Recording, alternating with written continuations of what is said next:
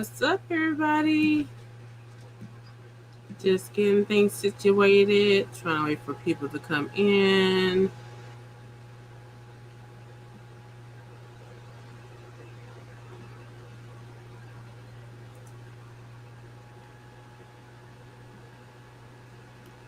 Trying to see how I'm gonna do this video. I'm doing a reaction video live.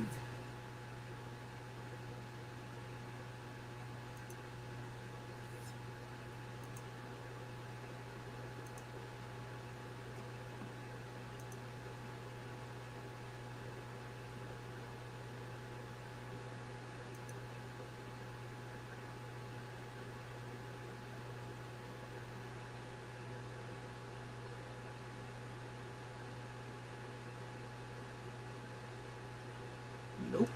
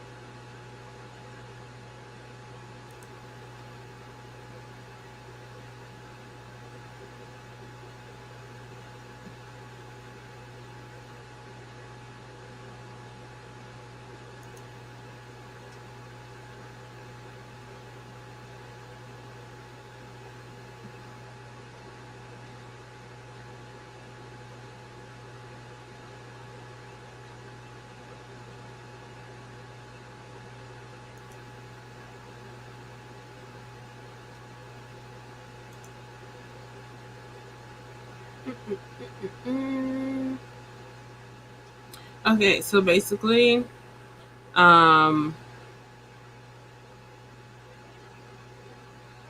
wow.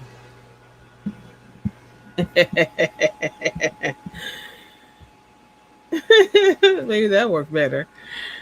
But basically, I had been watching his video earlier, and when I saw what it was about, I wanted to share it because we do live, as the years go by, the world becomes more and more dangerous. And so we really have to think about how we'll handle certain situations. Ooh, certain situations. Um,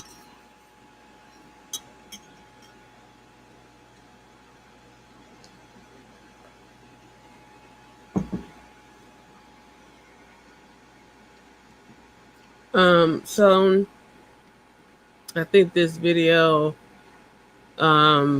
needs to be seen by as many people as possible.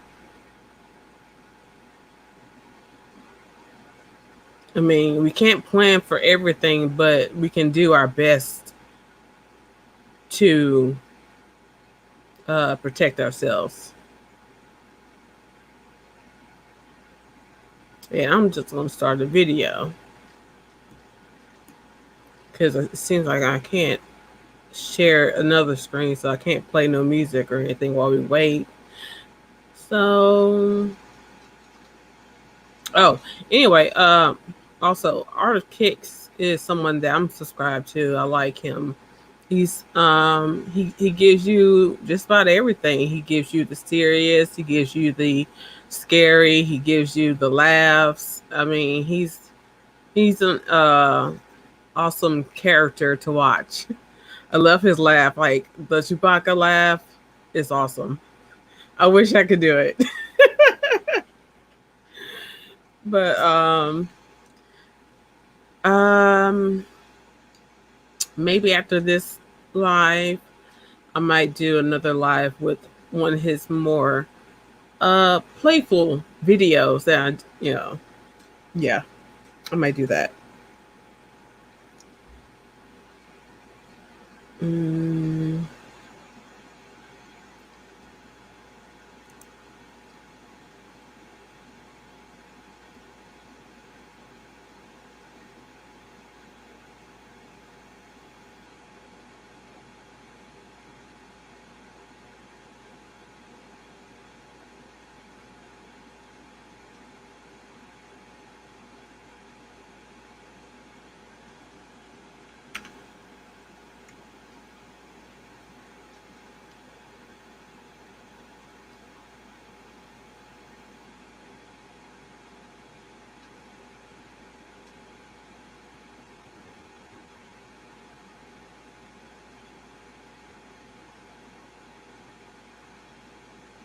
oh, okay.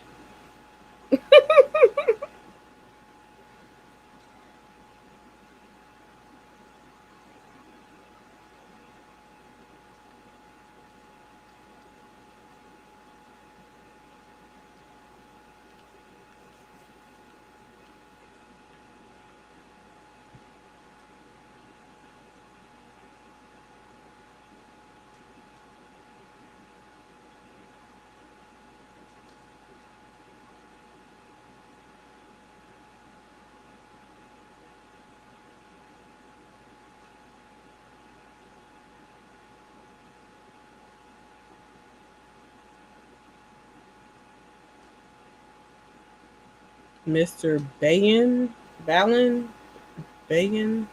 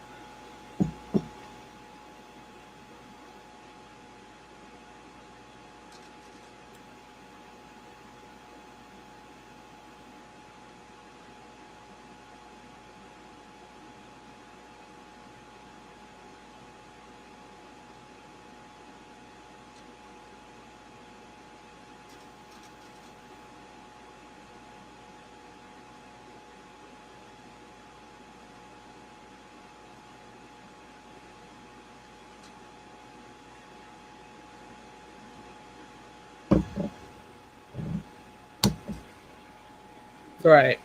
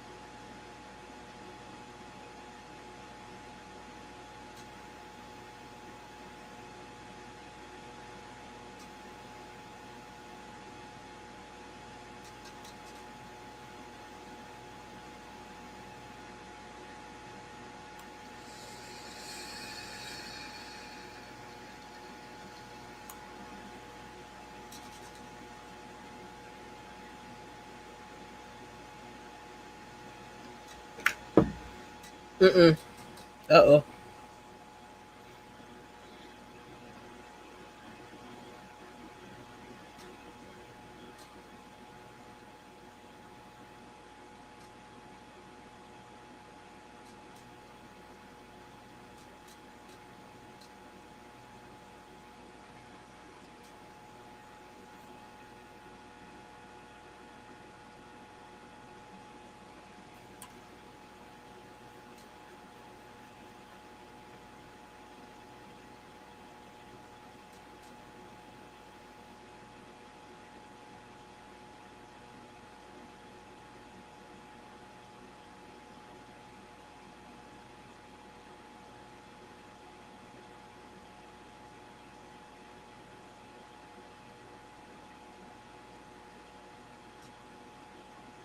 Right.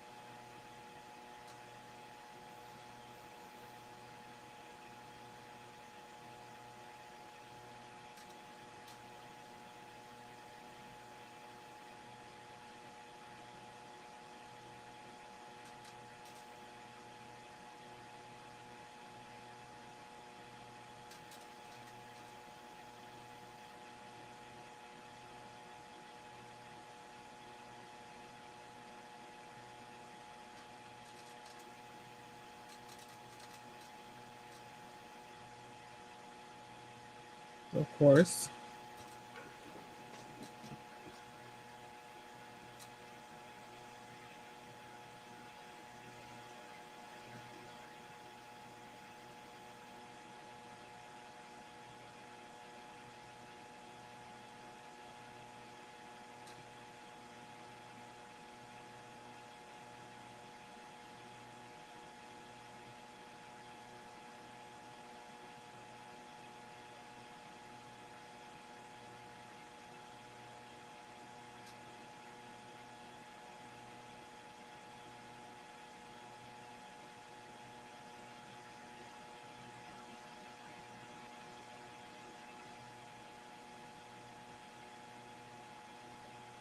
500 a day. Mm.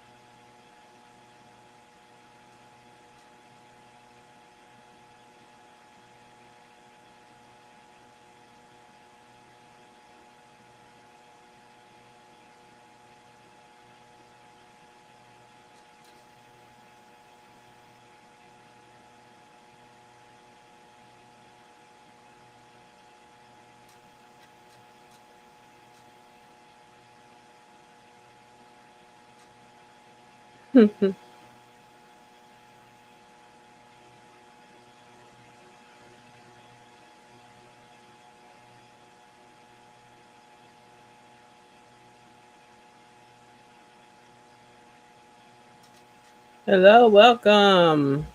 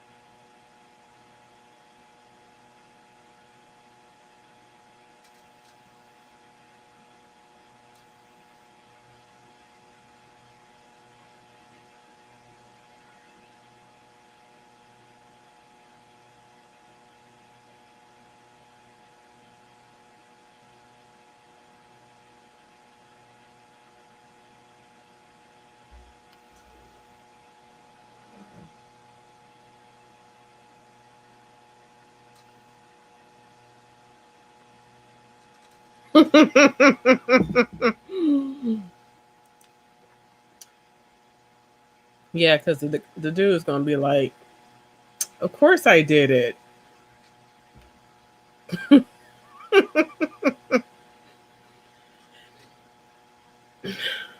Yeah, I like artofkickz his reactions. Oh my goodness. Mm.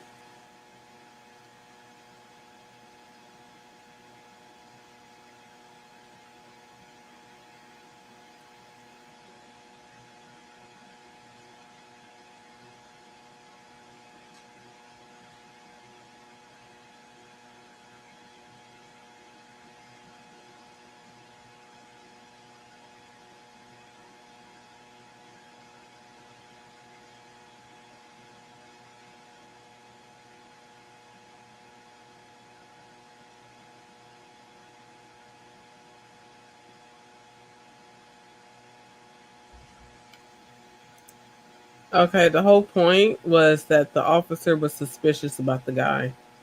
So he's going to use whatever reason to pull this person over. And it's a good thing he did.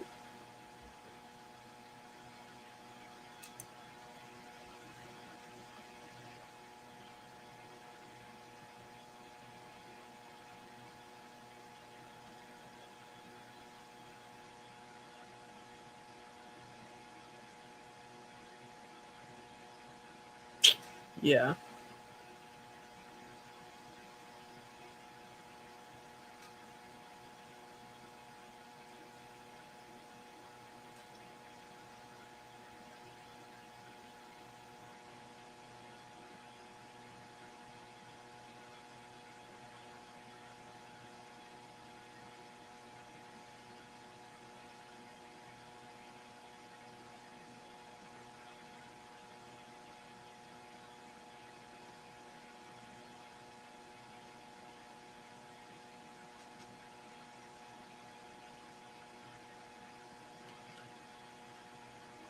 2012, remember?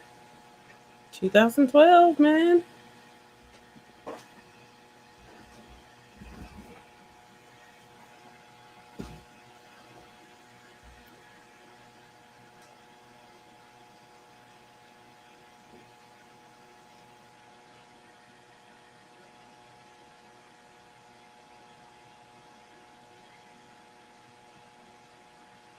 Cigar, man. Cigar.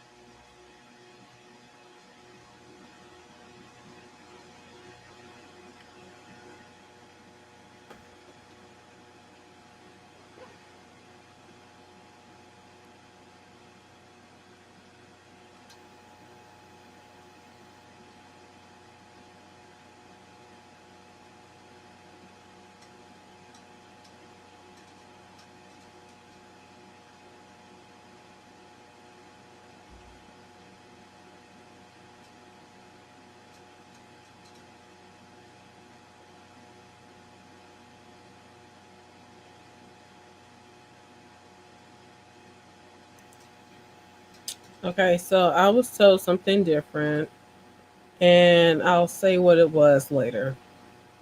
You'll understand.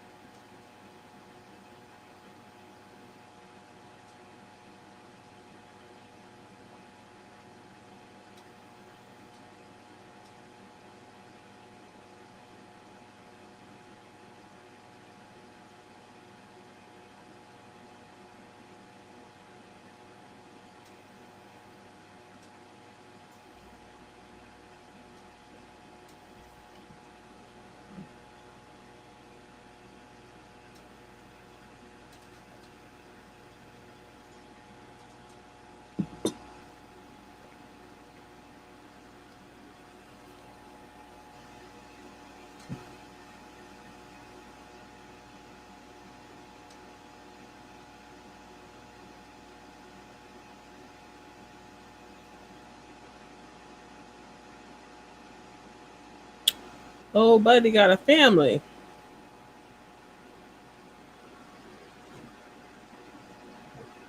Hello, welcome.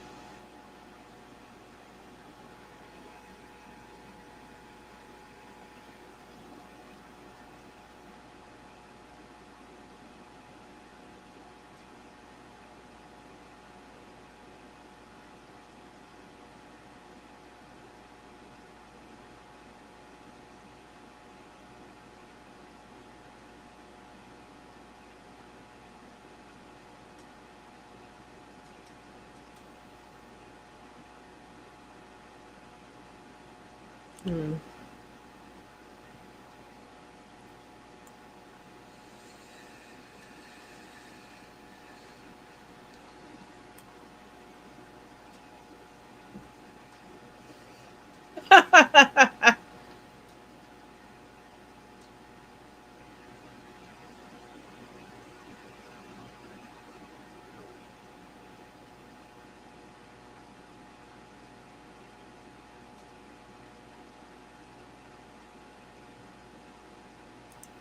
Oh, you look up artofkickz also.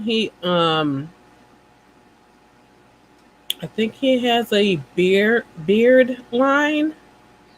See how nice his beard is? So yeah, check him out. Well, you should check out his videos anyway, but for the guys who rock the beards and you like to keep it nice and managed and moisturized and all that stuff, yeah, get with him.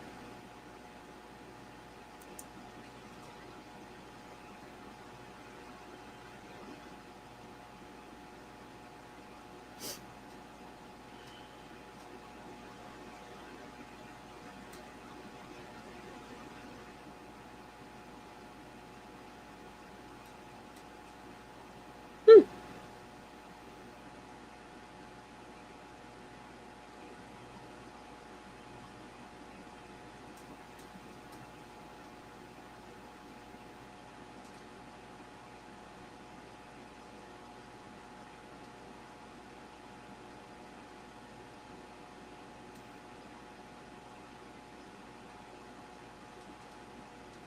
Hey, mm, hey, hey, Nixon, how you doing? You got kids, so yeah, I hope you stick around for this video, but it's rather long. Um, oh, thank you.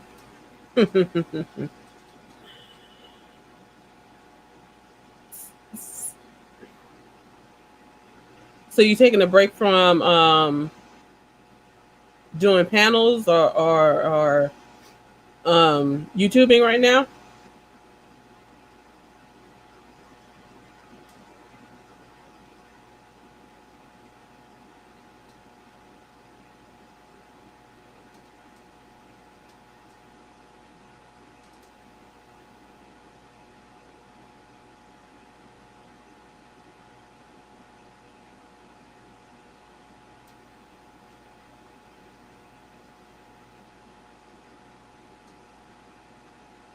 I understand. Um, yeah, there's a lot of hate towards the manosphere, but the manosphere is broken up. From what I know as a newbie, the manosphere is chopped up into different categories and pills and stuff like that. And it's like the the good one, the good people, the good guys are not being separated from the bad ones or the ignorant ones or stupid ones, whatever you want to call them. Um, I don't like that either.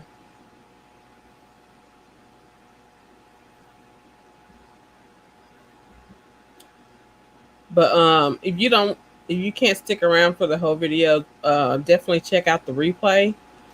Um, because like I said at the beginning of this video, I think it's important to see. This woman was kidnapped, and well, we're about to see. Right now, you're going to hear like the rest of what happened when she was kidnapped, because the at this point the guy has been captured, and he's going to tell the story of what happened.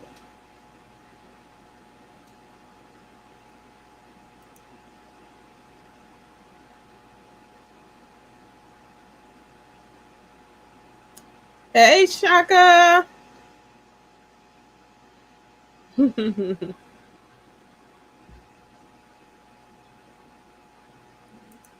We're watching a video about this guy who kidnapped this woman and what happened, because as um the guy here, artofkickz, said in the beginning, well, said somewhere in the middle of the time that I've watched so far, um that we're told to do as the person says, and that we should make it out all right. But um but yeah, it's this dude is twisted. So we're about to hear his story of what he did with her.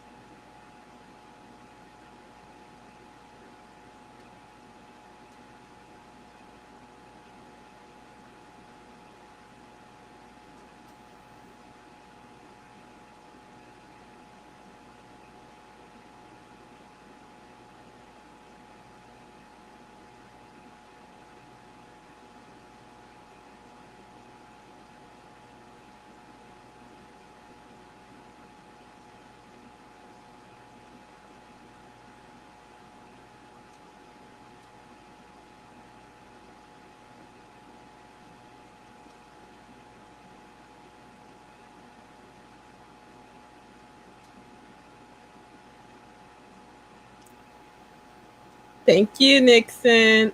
What?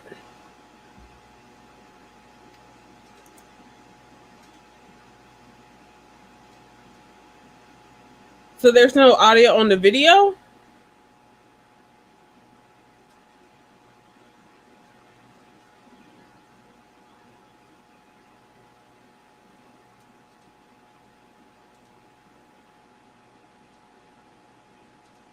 What the hell?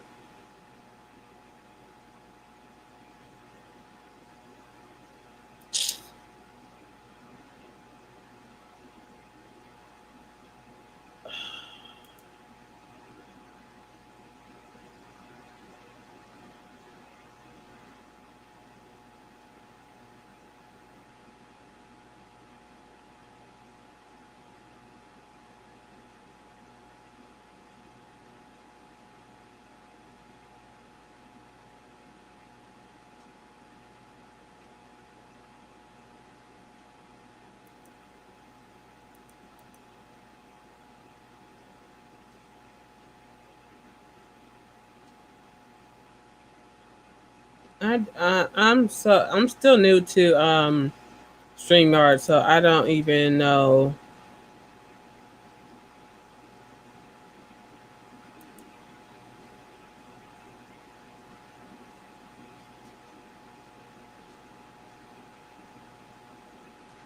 how to do this.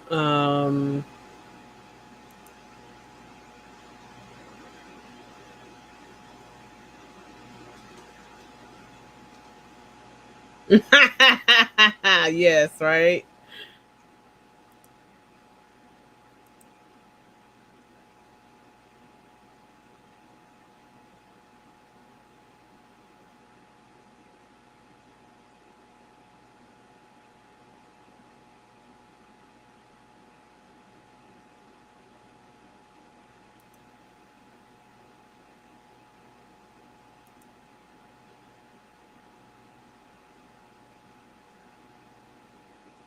Well, damn, I don't know what the shit.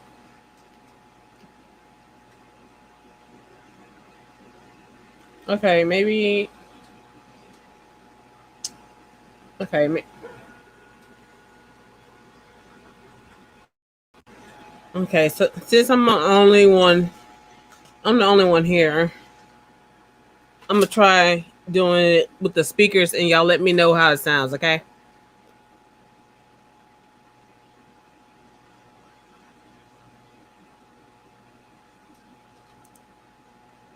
Just wanted to see what she would do if she thought she was being let go. When in reality, he was never going to let her go. There was no ransom. He had not spoken to her father. Welcome, y'all. Welcome. Welcome to the Big Brain channel. I might have to change that. Oh, okay. This ain't already kicked. Let me see. Hold up. Um,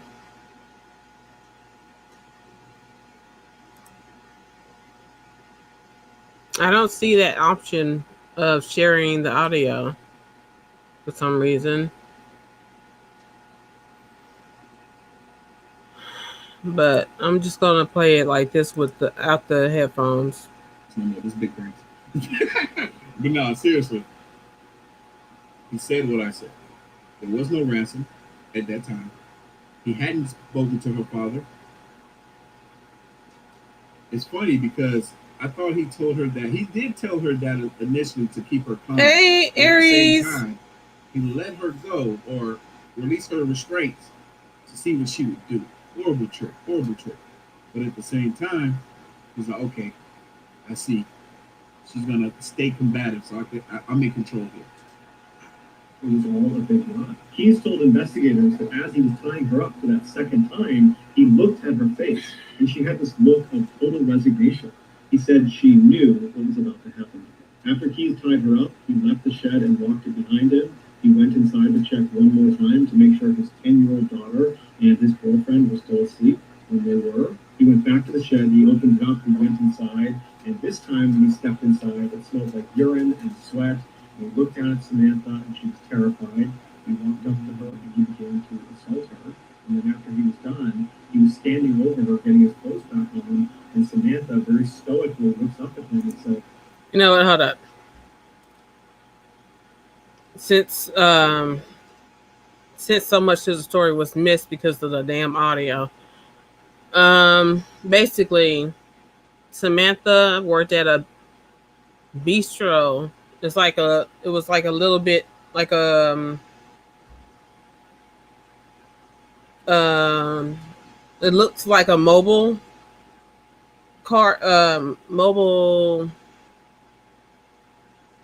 food thing, but it's a bistro. And okay, no, the story starts off with the boss. No, I'm sorry, another bistro who worked with her coming in for the, I guess, the early shift or whatever. Um, he goes to unlock the door. The door is already open. He goes in. It's unclean because when you shut down the place, um, you clean up before you leave. So nothing was cleaned up. He went to the register. The register he found was also open, and it was empty. Um, so he calls the boss and lets them know. Meanwhile, the boyfriend um,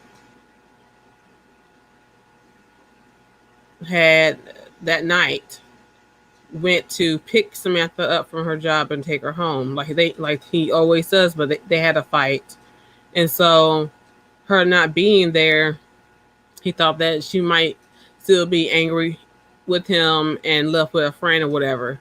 But just in case, he also went to her house to see if she was home to make sure that she was okay.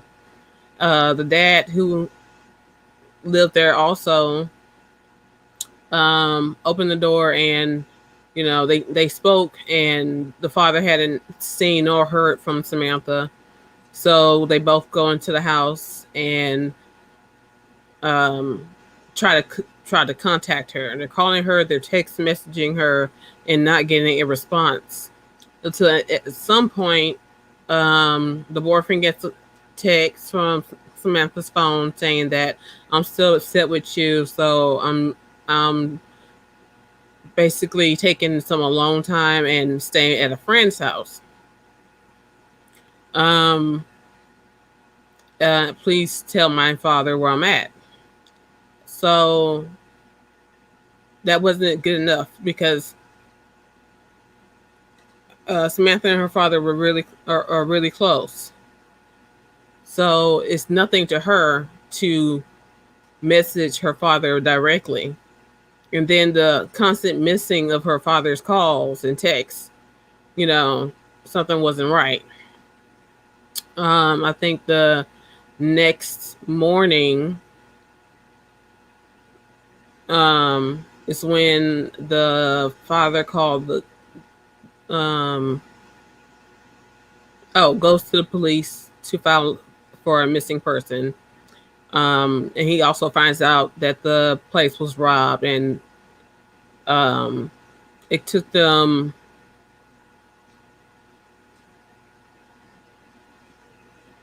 a day or so to get the video of what happened. And they in the video, they it shows that Samantha, was working the bistro. She's smiling and happy and stuff like that. She gets a customer, verifies his order, turns around and fixes his order, and when she turns back, she puts the drink down and has her hands up, and turns her back towards the guy and kneels on the floor. At some point, she gets up, gets the money off the cash register, hands it to the guy, and then goes back to the original position of being on the floor with her hands up. The guy comes through the window. Um, no, he leans into the window to tie her up, tie her hands up, or whatever. I'm missing the part that she, he pulled a gun on her. That's why she was doing what he said. Um, um, Let me see. So he ties her hands while he's leaning through the window, and then he, you know, pulls himself the rest of the way inside, stands her up, and leads her out of the bistro through the employee door to his vehicle. Um, let's see. Um,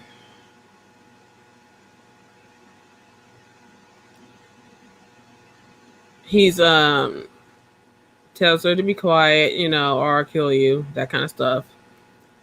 Um,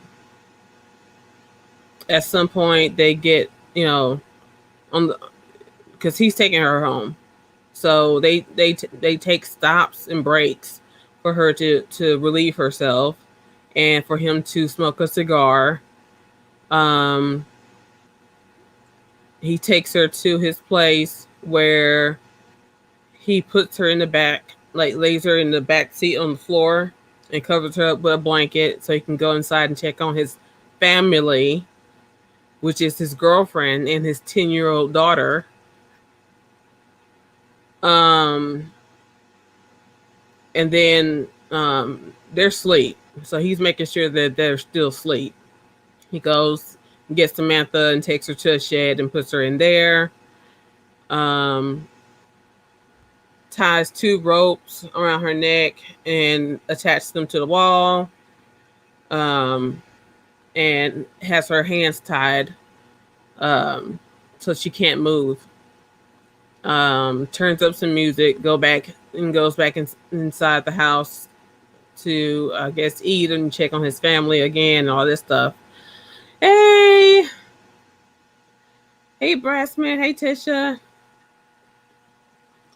So now we're at let's play the video and see where we're at now.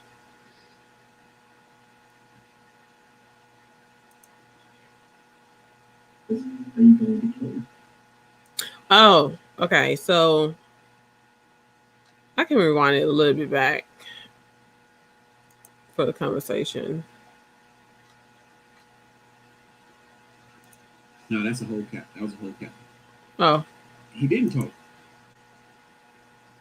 and this is Artofkickz This man threw his life away. channel that we're watching. I like him. He's funny. For guys with beards, he has products for beards that he either I think he sponsors. I think he's come up with a comb for beards that's travel ready, so it like folds like a switchblade.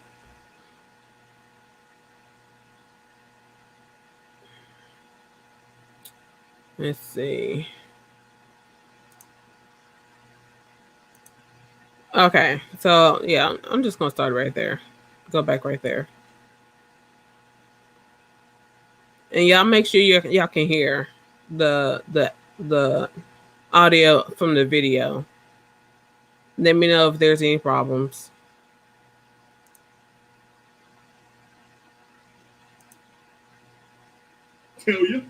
I'll tell you exactly what happened. But I need Americano coffee. I need a Snickers. What else? What else he needed? He petty. To get him an Americano coffee, a peanut butter Snickers, and a cigar. Peanut butter Snickers. They got those? When they got those? I never. Wait, what year is this? They had peanut butter Snickers? How come I never heard about them? And please support my channel. Look, all right, it's bad enough. Please support my channel by hitting the CashApp, PCDragon. And you can see my pictures, of my makeup and looks, at Beautifully Animated on IG, on Instagram. All right. If I got 2 apple pies when I got this, I shouldn't have did that. Okay. I'm a bad boy. I'm a real bad boy. And now I'm paying the price because my stomach hurt right now. But I swear, when I see a peanut butter Snickers, I'm getting it. I got to try it. I got to. What was the other thing he got again? The coffee, the Snickers, and something else. I don't care. As he had said items, he began to speak. Cigar. Did they let this man smoke a cigar here? That's crazy. What he said was so disturbing and so graphic, the FBI still has not released the full transcript of his confession. Are you serious? Oh, no. Oh, no. Oh, no. Oh, no. Okay. Here is the version of events based on what was made public. On February 1st, 2012, Keys decided he was going to rob the Common Grounds coffee kiosk. He walked up to the window expecting there to be some teenager working inside, and he was right. It was Samantha. He asked her for an Americano, and while she turned to make his drink, suddenly his plan changed. Not only was he going to steal money from inside of his coffee shop, he decided he was going to steal Samantha from his coffee shop. When she turned back with his drink and handed it to him, he discreetly pulled his gun out and aimed it at her and told her this was a robbery. Dude, when I tell you guys, we have big brains over here on this channel.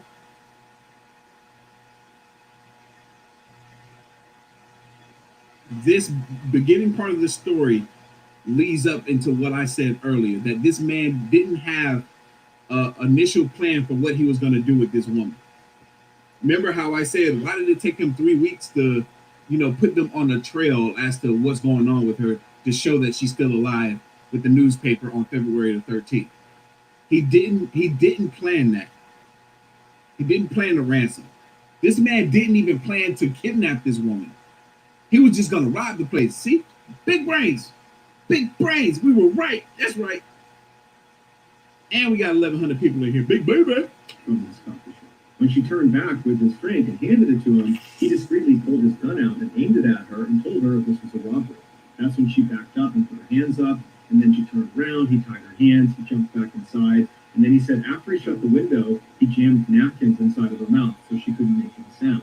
And then he marched her out the door, outside, into his car, and they took off. Once they were in the vehicle, he pulled the napkins out of her mouth, and he told her if she tried to escape or if she tried to flag anybody down, that he would just kill her. And so he said she was very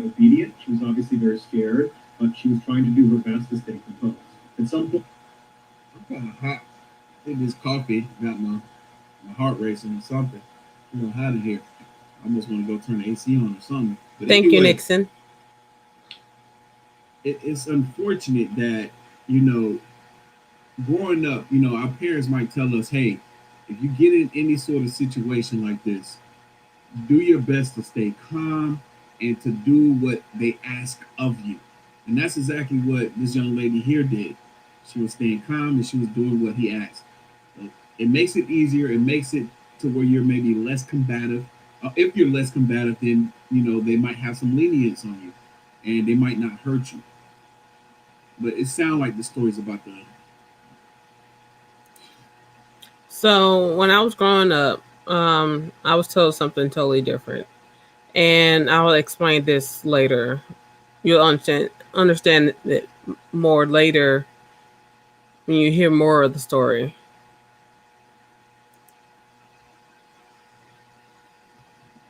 Take a turn for the worse. But Keys reached over and took her phone and sent that text message to her boyfriend, informing him that she was going to be spending a couple of days with friends and that he should tell her father. And then Keys told Samantha he was going to be holding her hostage and trying to extract some ransom money. Samantha told Keys that her family was very poor and that he wouldn't get much money out of them. To which Keys said, "Don't worry about it. I know they'll raise money and they'll come up with it somehow." Then they drove around Anchorage. Okay, so he did come up with a plan quite quickly after he got her. Okay. For several hours, periodically stopping so Samantha could get out and relieve herself, other times so Keys could smoke a cigar. Then around midnight, Keys made his way back to his house, and he pulled into the driveway, and he turned to Samantha, and he had her go in the back seat and lie down, and he put some tarps over her, and he told her if she tried to escape, he would kill her. And Keys got out, and he walked inside of his house, where his 10-year-old daughter and his girlfriend were fast asleep.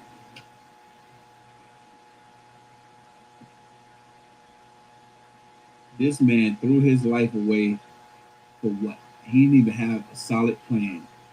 He has a 10-year-old daughter and a girlfriend that was in the house sound asleep. So he left this girl out here in this truck in the freezing cold while he tried to gather his thoughts together and figure out exactly what the heck he was doing. In just a few hours, Keys and his daughter... Oh, what the freak? This is the house. This is the actual house.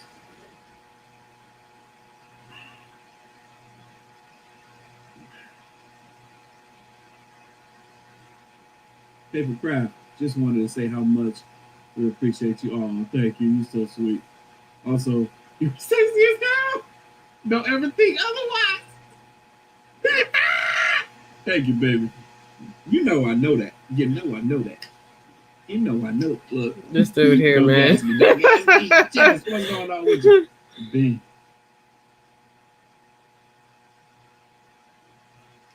Hey, man, we trying out here, cuz. We trying out here, King. The King's out here, baby. Daughter was scheduled to go to New Orleans for a 2-week-long luxury cruise. Keys left his house and went back to his car. He put a blindfold on Samantha and then led her down the driveway to his shed. Once inside, he sat her down on an upturned bucket in the back of the shed, and then he put a rope around her neck, and he anchored each end of the rope to the wall so she was pinned to the wall. Then Keys turned his radio all the way up to make sure it masked any noise she might make, even though he reminded her repeatedly that if she made any noise, he would just kill her, and by and large, she was very obedient. And then he gave her a couple of cigarettes to smoke and told her it was going to be just fine, just chill out, that he was going to get the ransom money from her family, and then as soon as that was done, he would let her go. He turned on some space heaters to keep the space warm, and then he left and locked the door. He walked back into his house and double-checked that his daughter and his girlfriend were still asleep. They were. Afterwards... Okay, so he didn't leave her out there. Okay. Man, I feel like this is going to be crazy at the end. He started drinking some wine and relaxing, and then after a little while, he got a cup of water and went back out to the shed. He went inside and gave the water to Samantha, and he said Samantha was very composed. She was obviously frightened, but she asked him, "Did you speak to my father? Did you figure out the ransom situation?" And Keys told her that, yes, I talked to your father. Everything's working out fine. He's going to raise the money. We're going to get you out of here. Everything's going exactly to plan. Okay, so that's a lie. That's a whole cap or cap and a half. No, that's a whole cap. That was a whole cap. He didn't talk to her. He didn't talk to her father. We know that. We know that for a fact. We heard far enough back to know that for a fact. because it sounds like this is too early in the story. The whole ransom thing, as far as we know, didn't come up until 3 weeks later after this man took a picture of her with this newspaper and her looking slightly off past the camera. She's probably looking at him as he was taking the picture. So he's probably just telling her that just to keep her calm, you know? Keep her calm so she won't be difficult, which makes sense. After that, he walked up to Samantha and he unscrewed the two anchors that were holding that rope up against her throat, and then he cut the zip ties on her wrist, allowing her to relax and sit forward and just kind of be at ease for a second. It was very obvious that Samantha was relieved. Her nightmare was about to be over. But then seconds later, Keyes grabbed her really aggressively and tied her up all over again, this time much more thoroughly and much more tightly. It had been a cruel trick, and he cut her handcuffs and undid her necktie. He just wanted to see what she would do if she thought she was being let go. When in reality, he was never going to let her go. There was no ransom. He had not spoken to her father. Welcome, y'all. Welcome. Welcome to the Big Brain channel. I might have to change the name. This ain't artofkickz no more. This is Big Brains. But no, seriously. He said what I said. There was no ransom at that time. He hadn't spoken to her father. It's funny because I thought he told her that. He did tell her that initially to keep her calm, but at the same time, he let her go or release her restraints to see what she would do. Horrible trick, horrible trick. But at the same time, he's like, okay, I see. She's gonna stay combative, so I'm in control here. It was all a big lie. Keyes told investigators that as he was tying her up for that second time, he looked at her face, and she had this look of total resignation. He said she knew what was about to happen. After Keyes tied her up, he left the shed and locked it behind him. He went inside to check one more time to make sure his 10-year-old daughter and his boyfriend were still asleep, when they were. He went back to the shed, he opened it up, he went inside, and this time when he stepped inside, it smelled like These psychos be having whole families. It's crazy.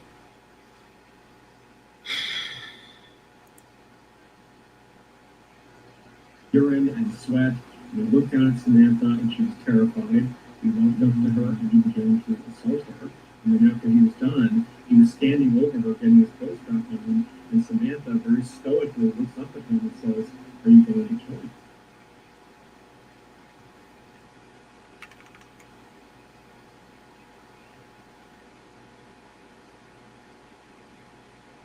Ew. Ew. Wait a minute. Ew. I just thought about something. For one, he sat there and had his way with this girl. Poor thing. Poor thing. He had his way with her. But after the fact that she was sitting there sweating and peeing on herself, nasty. What's wrong with you, bro? You, ew. I would have been throwing up. Like, no. Obviously, he's I would have sick. threw up if I just walked in there and just, like, I smell piss everywhere. Like, what's going on? You know? Evil man. He says, "Yes, I am." As he put on his leather gloves, she tried to talk him out of it. What? He was standing over her, getting his clothes back on, and Samantha very stoically looks up at him and says, "Are you going to kill me?" He says, "Yes, I am." As he put on his leather gloves, she tried to talk him out of it, but he said there was no other way. Keyes would tell investigators that he was very impressed with Samantha's bravery. Shortly before 4 a.m., Keyes drove a knife into Samantha's back before choking her until she stopped moving. He told investigators that she never made a sound. After she was dead, Keyes left the shed and locked it behind him. He went into his house, he took a shower. Afterwards, he woke his daughter and told her to start getting ready because they were leaving soon for the airport.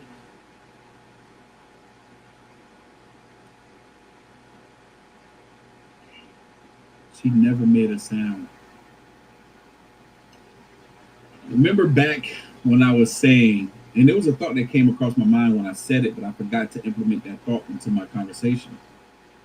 Remember back when I said, you know, they tell you or teach you to stay calm, to try not to be combative, to make it easier for them, not to scream, not to be too irate because they might want to harm you sooner. I also suggest And they also suggest if you find a gap where you can potentially relieve yourself from this situation, get up out of there, look for it, take it. Poor, poor baby. I hate this. While his daughter was getting ready, Keyes went back up to the shed. He went inside. He rolled Samantha's body up on the tarp and pushed her towards the back. He unplugged the space heaters, turned off the lights, turned off the music, and then double locked the shed and went back inside the house to make his daughter breakfast. At 5 a.m., a cab showed up at the house, and Keyes and his daughter hopped inside, and they made their way to the airport and then on to New Orleans, where they went on a 2-week-long vacation. After they got back,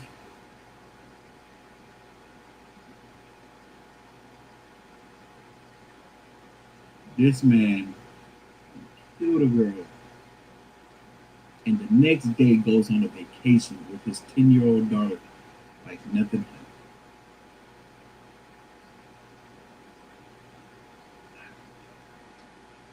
If I was his child, knowing this story, because you know that child knows this story, that 2-week-long trip vacation would be a trip that I would never forget. I would remember every single aspect of that trip. Because a traumatic situation occurred before and after that trip. Because think about it. Let's say you've been on trips as a kid with your family. You might not be able to recall in full detail how that trip was. But because of this, I promise you, that child can recall everything that happened on that trip. Because that child grew up thinking, wait a minute, my dad killed someone before the trip that we went on, that 2-week-long trip when I was 10 years old. I would have never guessed. With every facial expression, with every interaction that I had with my dad on that trip, in his mind, he did this thing. And I never knew. That child can recall every moment of that trip, every second, every word. I'm telling you, I know it. This is insane.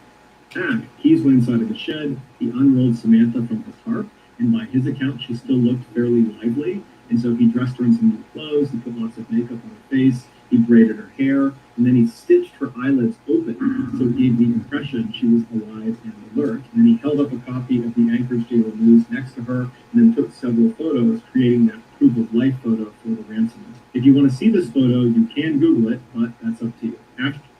Oh, I don't know if I want to Google that. I kind of do. No, I'm not. I'm not going to do it. I'm not going to do it. I'm not doing it. The girl was already dead when he took that picture of her 3 weeks later, asking for ransom. Going to the ATM, collecting money from different locations across different states. And she was already dead. She was already gone. So he didn't waste any time from the day he got her. Exactly, Nixon. Wow.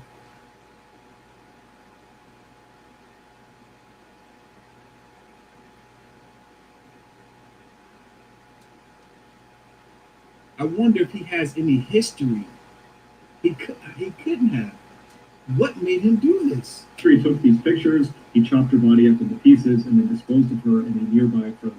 It would turn out Samantha was not Israel Keyes' first victim. He was, in fact, a serial killer who specifically preyed on completely random people because he enjoyed watching them die.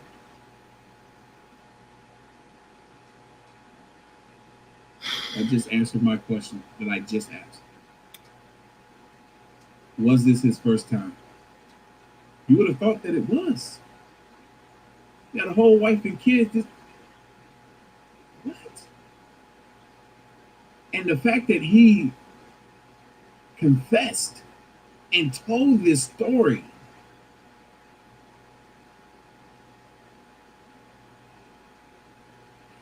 He's done it multiple times before. This man is sick. He is sick. This makes me also think like he probably enjoys the fact that people know his face and what he did, which is why it was so easy for him to just tell the story to the cops. As long as he got what he wanted, which was a cigar, a peanut butter Snickers, and a specific coffee. He's like, huh, yeah, I could tell you the story. Are you ready?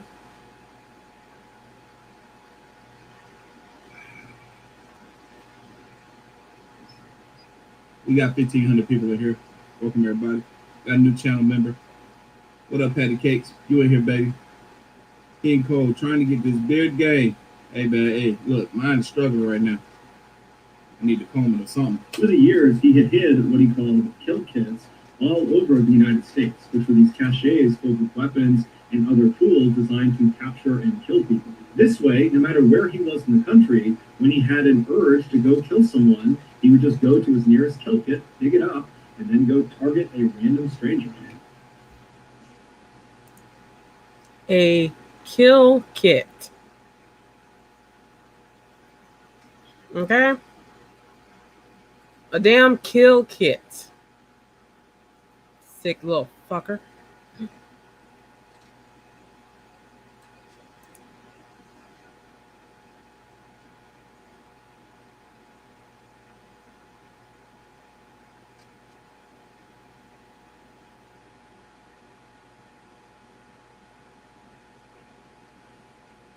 I was this close.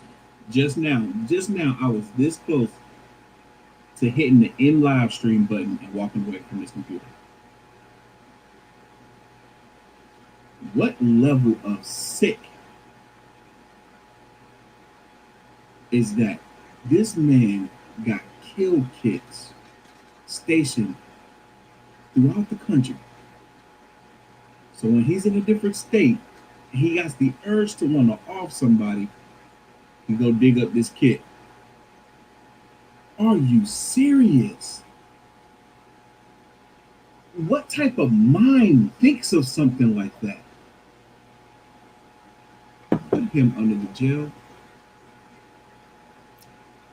Put him under the jail.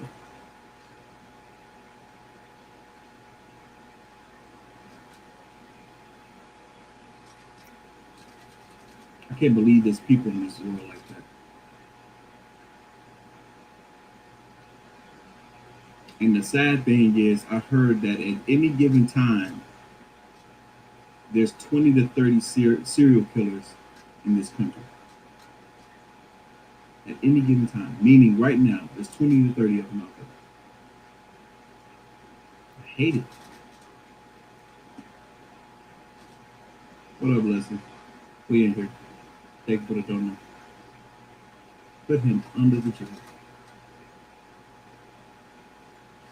And he didn't care if you were young, old, big, small, male, female, alone, or in a group. Everyone was a target of opportunity. Keyes told investigators that as soon as he saw Samantha inside of that coffee kiosk, instantly he knew he was going to kill her. Everything about the ransom, the robbery, all of it was just a lie to keep her in line, to give her some hope that she might get out of this alive. He likes snatching hope away.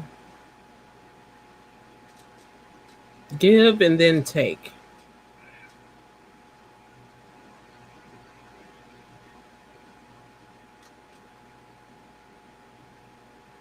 He is that kind of sick. And what makes it so bad, damn, I hate him. I can't remember the last time I said I hate somebody. I don't usually have hate in my heart for anybody. I hate him. He found who would have been his perfect target. Because she didn't give him any trouble at all. She didn't even make a sound when he stuck that knife in her back.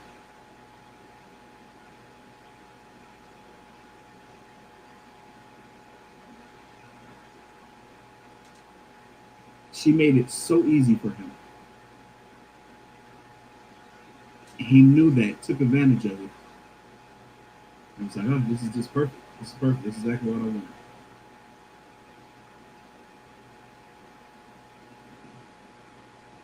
When in reality, the second she walked outside of the doors of that kiosk, she was dead. Yep. He's admitted to killing Samantha as well as an older couple up in Vermont, but he would take his own life in a jail cell in December of 2012 before he named any of his other victims. And so to this day, we have no idea how many people he killed. The best guess is 11 based on a drawing he made in his jail cell. But that's just a guess. So that's going to do it, guys. If you found the secret in today's video, let us know in the comments what it is. I don't know what he talking about, no damn secret. 11 people, maybe, potentially. I wish he had, before ending his life, I wish he had noted all the people that he I don't even want to say the words, as well as gave law enforcement an idea of where they could be found. So these people, their families, can at least get some closure. We got almost 1,600 people in here, y'all. Wow, this is sad. Okay, so like I said, I was taught something different, and it came from my mom. Basically, fight back, right? Do whatever you can to fight back. Don't let them just take you. Her thing was her worst fear is what just happened. Okay. Hold up.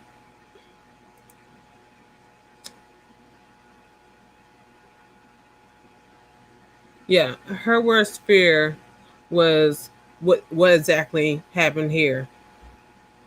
To basically lose her child and never have her body back. You know what I'm saying? And you see a lot of that with these families who have been victimized by these criminals who've kidnapped and killed their loved ones. It's like, what do you hear them say when there's nobody? All I want is the body. You know what I'm saying? I understand that they're gone, but I want the body, so they can be put to rest. You know, that's part of the healing process for these families is knowing that they put the person to rest in a proper way, the way that they would like to put them to rest, whatever that looks like, you know. So I agree with that, and that's what I've taught my child is don't make it easy for them. And when you fight back, you have those it's going to deter them anyway because they're not really about that life. But you have these people like this dude, whatever his name was, that's like it's in them. And they're going to try to take you as best they can, right? They don't care about killing you. So the thing is, if I'm going to die, then I might as well die fighting. Doing something instead of giving in so easily. And the word easily is a word that I'm using loosely because that's not an easy thing to do either. To just give yourself up to this person who is threatening you. I understand her fear. I've had to fight off a rapist. Um, that was during my youth. So I understand the fear that comes with that. Um, it doesn't change my thoughts on men. It never, it never twisted my thoughts about guys. Um, it is. I mean, it is what it was, and he was just a twisted individual. But I never condemned the male species for this with the because of this situation with this one dude. You know what I'm saying? Um, yeah. So I think there's another story, but that one I really wanted people to see because you got to really think about how do you want to go out if you're in that situation.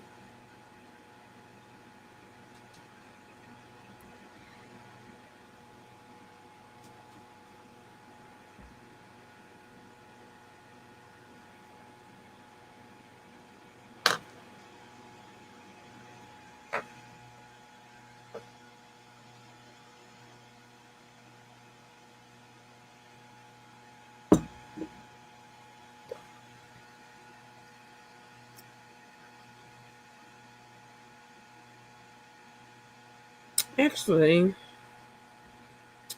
I think I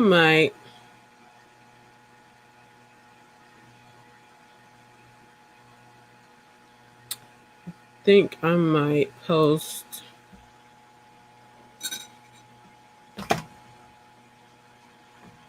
the link up and we can have a conversation about that.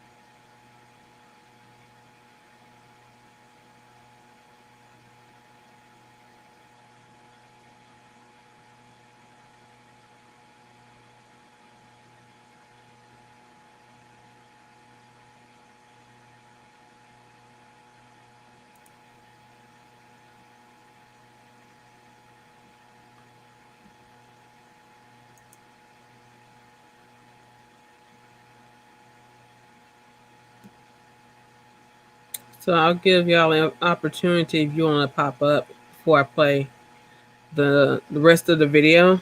If you want to talk about this video that we just finished watching.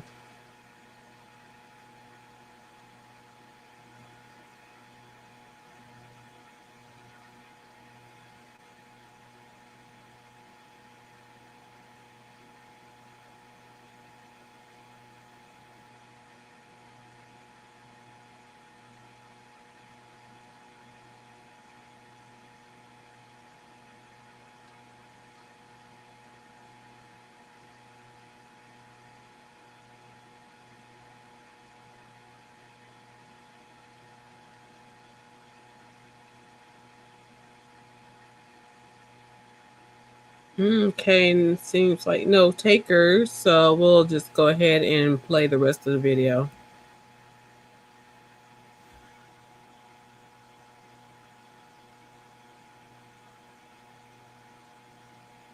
Let's see. Let's go back.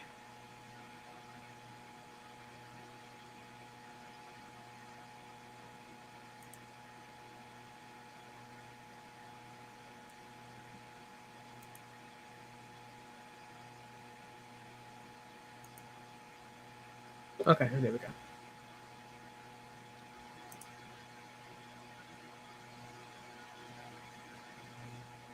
This is sad. We are about to do the next video. Y'all, this next video, it's a long one. I got to get out of here. This is top 3 scariest internet booby traps. Yeah. Interesting. Let's get it.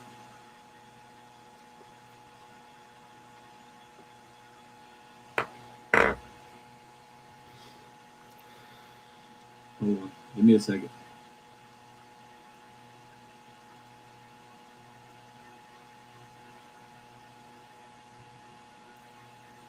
Let's go. Oh. Today's video is a reminder that there are horrible people on the internet that will take advantage of you if you're not careful. And so who better to sponsor today's video than NordVPN? NordVPN masks your internet identity, allowing you to surf the internet anonymously, protecting you from things like cyberstalking, identity theft, and hacking. When I was in the SEAL teams, they made us use a VPN anytime we were traveling. And so I used NordVPN pretty much the whole time I was in the military. And then when I got out again, I just kept using it because I became so accustomed to protecting my identity when I was online. And now is a great time. Real quick, y'all. Shout out to everybody that's copying merchandise on the website right quick. I'm going to be shouting you guys out shortly. And I will be shouting out the other shout outs, the other CashApp donations. Thank you guys so much. To protect yourself against some of the creeps that I'm going to talk about in today's video, click the link in my description that is nordvpn.com/. And yes, you guys, I do, for everybody that's asking, I do got new merchandise on the way. Hopefully it'll be here next week and I'll be able to put it up on the website this or next Friday. Got some new stuff coming, some exciting stuff you guys been wanting me to get, stuff you guys been wanting me to restock as well. So be on the lookout for that. And then when I hit 1 million subs, we're going to bring something OG back. Something OG is coming back. Speak your truth, baby. It's coming. In 2018, a 21-year-old brand new police officer named Derek was dumped by his longtime girlfriend. This breakup caught him by surprise because he had actually just recently moved to Colorado in order to be closer to his girlfriend. So naturally, he was devastated. After a few weeks of being so depressed and kind of just moping around and going through emotions in his life at this point, one of his very close friends suggested to him, like, hey man, look, why don't you just make a profile on Tinder, the online dating service, and just... Don't do it. I just deleted my Tinder yesterday. I don't play with it. Put yourself out there again. You have no idea who's out there. Ain't nobody out there. Tinder don't even work for me. I can't even get a match on that thing. Not at all. I don't even get it. I swipe right on everything too. Yo, y'all just keep on dropping donos, man. King Cole, Miss Pisces. Thank you. I appreciate y'all so much. Wait, what? Clearly, your ex-girlfriend was not the one. Derek had met his ex-girlfriend in a bar, and every other girlfriend he had ever had, he had met in person. So online dating was definitely not on his radar. But he was so lonely and sad, he figured, you know what? I got nothing to lose. And so he made himself a Tinder profile. Derek quickly matched with a woman on Tinder named Leah. That he said, quickly? I've been on Tinder 10 years. I ain't never got a match. At least not one that I wanted. I'm for real. Was way out of his league, but he wasn't complaining. They chatted for a couple of weeks and they got on great. And so they wanted to get together and actually meet each other in person. But Leah lived well over an hour away from Derek's. There wasn't a natural meeting place. And they're going back and forth about where they're going to go. And finally, Leah just says, hey, why don't you just come to my town? There's this great park that I go running in all the time. And they have this awesome field that's on a slope. And you can lay on it and look up through the trees and you can see the stars. And so that would be a cool thing to do on our first date. Go stargazing together. So the date night finally came, and Derek was really excited. He was nervous too, because even though they talked on the phone, it's the first time they're going to see each other. And so the plan was he was going to drive out to her town and actually pick her up from her work. She worked at a hair salon. And from there, they would make their way over to his car. And so Derek pulls up to the hair salon right as Leah is coming outside, and she's all excited. She's waving to him. She runs over, and she gets in the car, and they hug and kiss on the cheek. And it's like they knew each other, but they didn't know each other, because their entire relationship was online, or via texting or a phone call. And so it's like they had history, but they didn't. But either way, Derek was really happy, and it seemed like Leah was too. From the hair salon, it was a pretty short drive to to this access road that was going to bring them into this park. And when Leah told him to make this turn, it didn't look like a very well marked trail or even a marked park. It looked like this kind of random access road that Derek would not have associated with a big public park. But he doesn't know the area, and so he turns and starts heading down this road. And the road went from cement to dirt pretty quickly. And this whole time he's thinking to himself, like, did I do a wrong turn? Does she know like where she's going? This does not feel like. I was just about to ask. Is this road that he's going down, is this one that he did by mistake, or is this one that she's leading him down? Now, you gotta be careful, man. You gotta be careful out there. I wouldn't do something like this. I would not do. As soon as I said, oh wait, you want me to go down that road? It's not happening. You can get your ass out my car. No, you ain't about to get me. You is not about to get me. We meeting. Well, I say we meeting. You saw that restaurant with all them people? That's where we going at. And then after, look, you go your way, I go mine. The way you drive into a big park, the way she described it. Finally, they land back on cement, and they're actually on this road that's right up against this huge field. And so right away, Derek's stress is gone because now it's confirmed in his mind that, okay, that's a weird way to get in. Always meet strangers. I don't care if you're a dude. Always meet a stranger in a public place. I don't care how long you've been talking. This park, but here's this huge, amazing field, and we're back on the real road, and everything's good again. Derek asked Leia, where should I park? Because they're on this really narrow road, and there didn't appear to be a parking lot. There also didn't appear to be anybody else on this field or on this road. Yeah, that's sketchy.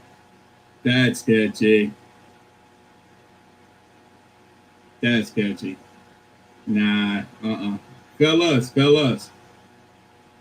You go on a little Tinder date, and the girl try to get you to go somewhere where, like this, ain't nobody around. Don't do it. Exactly, brass man. Shoot. And then, I'm thinking, okay, I'm watching this with y'all, but I'm thinking he's like feeling more comfortable because he is an officer, though he's brand spanking new, like fresh out the academy and stuff like that. People who are in law enforcement, military, they feel, because they've had training, they feel more comfortable to do what a regular person would not do. But I trust my gut. If I don't feel comfortable, I'm not doing it. He should have trusted his gut, because if the road looking janky and stuff like that, it's, and you're not feeling comfortable, like you have the ability to make a U-turn, drop the chick off where she was at,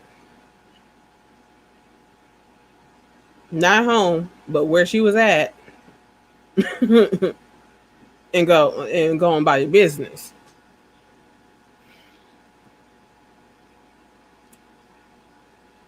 But yeah, I'm thinking him being a cop plays into it, into the, well, I'm just going to still go ahead and do it.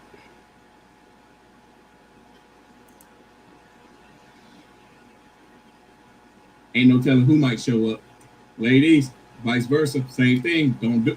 You go out there with a guy you don't know. What? Don't be stupid. I mean, don't be stupid now. Not me. My brain too big for that mess. I ain't gonna do it. You can't get me.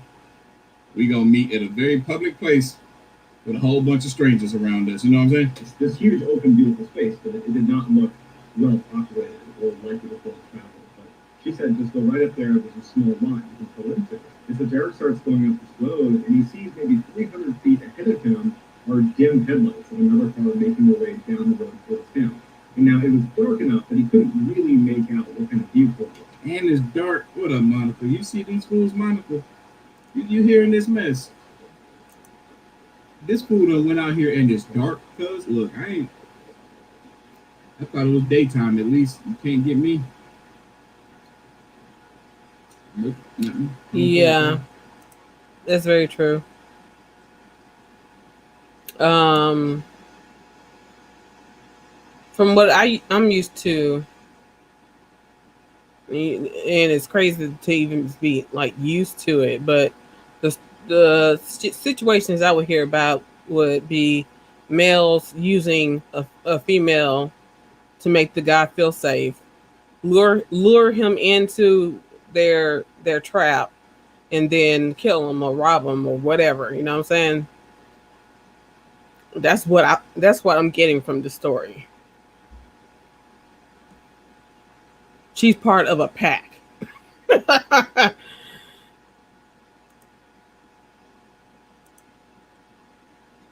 don't pay attention. You know what's funny? I actually did meet a girl on Tinder recently. I was messaging her today off of Tinder on Instagram because we actually both deleted out Tinder. And she's fine. She's super, way out of my league. It's like nobody's out of my league. I like them fine. And I'm trying to link up with her when I get back to town. Y'all know I'm going to Miami this weekend. And I'm trying to link up with her when I get back. We're going to see if that can work. And then actually, I'm hanging out with a chick tonight too. I'm doing too much. Mm-hmm. So he didn't know if it was going to be something something like that. And so what he did is he just pulled over as far to the side of the road as he could to allow this vehicle to pass, even though there was a fair amount of distance they would need to cover before they were passing, but they just give them the right of the road. And so as they start moving forward, you can see that it's actually this big van, and they're moving pretty slowly, and he's just kind of waiting for them to pass, and he's not thinking anything of it. He's thinking that this is just another person in the car. And this van, instead of passing him, actually turns at the last second and almost goes bumper to bumper with Derek's car. I'll be like, oh snap! Watch out, girl! I'm about to pull my gun out. I'm pointing at her first. What's going on? You know these folks? What's going on? He doesn't crash into it. He stops just in front of Derek's car. And so Derek is a cop. He's a brand new cop. He's super aggressive. You know, he really believes in his training. And so as soon as this guy stopped, pew pew, he's a cop too. And look, I'm telling you, I know he got that gun, boy. He pulled that thing out on him. He like, look, but y'all mess with me out here. Y'all don't know me. I'm a trained police officer. You know what I'm talking about? Look at Pisces thing. She ain't here just showing all kinds of love today, girl. What's going on with you, baby?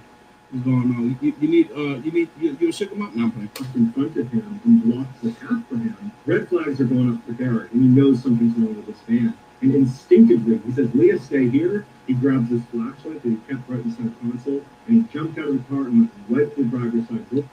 He a dumb one. Leah, bro. You over here talking about Leah, stay here. I would go, Leah.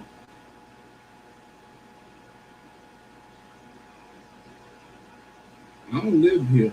You brought me out here. Whatever this is, I'm blaming you. Okay, if he hopped out the car with a flashlight and not his gun, wait, why is he hopping out the car? A vehicle does something weird and you hop out the car.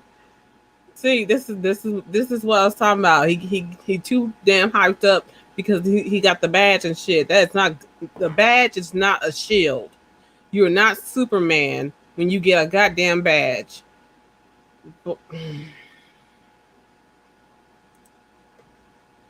You guilty until proven innocent. Girl, look, don't play with me. Of this van to confront this guy.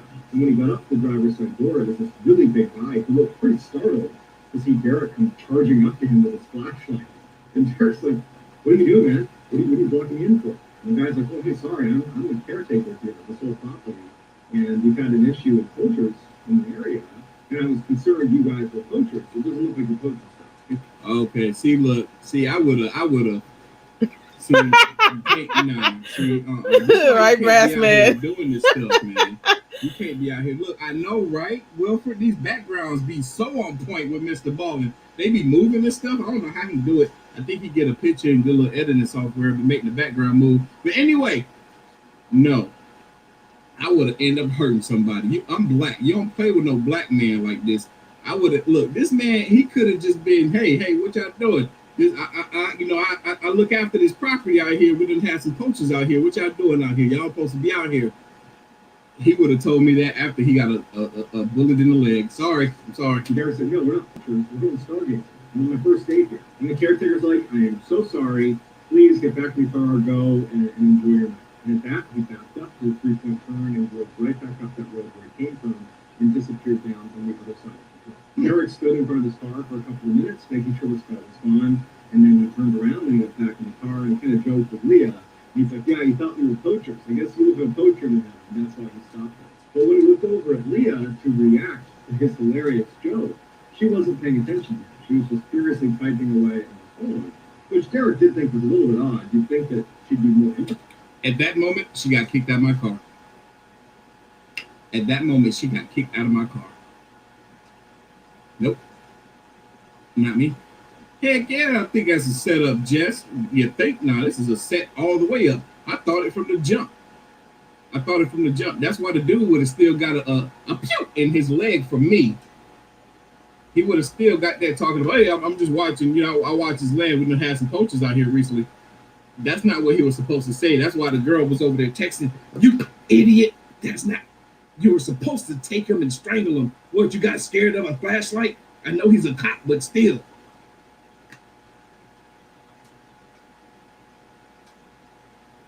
As soon as I looked over at her, and I'm over here trying to make a joke, and she's over here.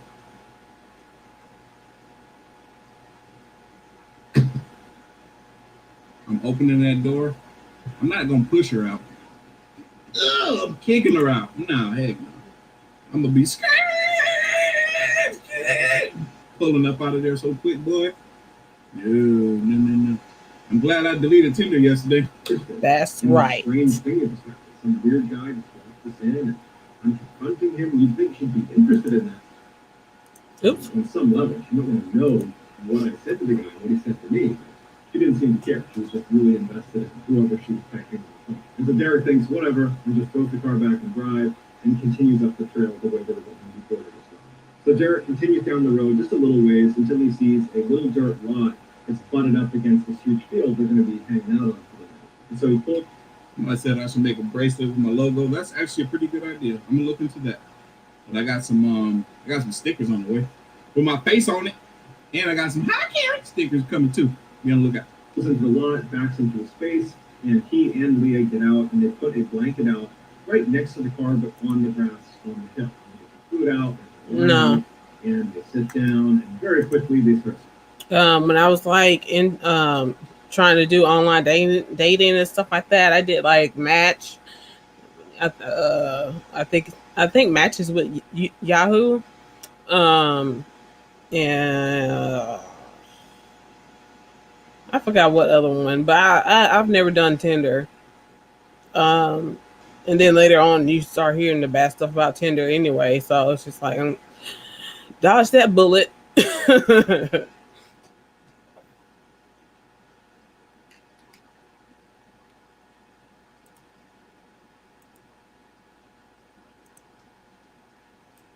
Stories and laughing and stargazing and having some wine and everything's really great. After about an hour, it's totally dark outside, and Derek is laying on the hill facing back towards his car and towards the road they were on. And he notices to his left, up at the top of the hill, so the same area where the van had come from originally and where it was back to after they spoke that one time. Derek is looking out there and he sees headlights, and it's the van. And now the van is driving down the road, not leisurely like it was before, but they are flying down. And I'm stopping my car, looking out the window with my gun, shooting the tires out. Pow, pow, pow. I bet he ain't coming after me no more on this dirt road. Before Derek or Leah had a chance to react to this van barreling down on them, it comes flying into the parking lot and practically hits his car and comes to a stop where it's boxed his car in. So even if he got in his car, he couldn't drive away. And so Derek jumps up, Leah jumps up, and the guy, the caretaker, the nice caretaker we talked to before, he hops out of the driver's seat, he walks around the front of the van, he's got his pipe in his hand, and he looks at Derek, and he's like, this man don't look like no. Mm-hmm. Yeah, I get. I've gotten more action on YouTube too. You know, people checking me out.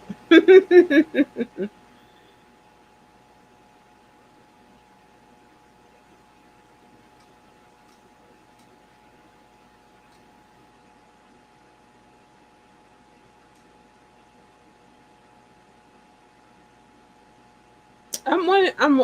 It just seems like this officer doesn't have his gun on him, and all the officers I know always have their gun on them. It's always within reach when they're out and about.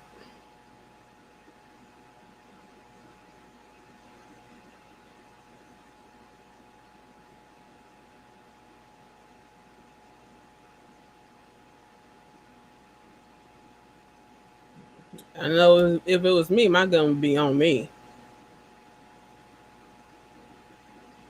But then again, this chick is texting the caretaker every goddamn thing. I bet.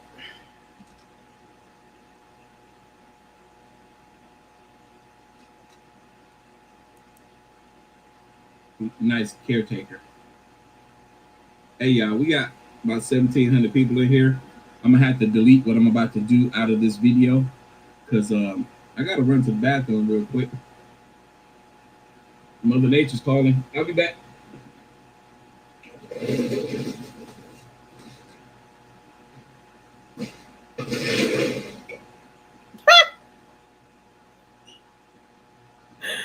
Okay.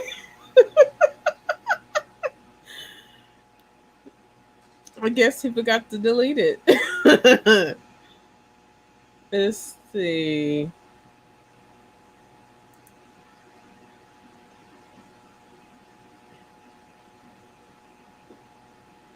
Wait, I gotta see the entrance.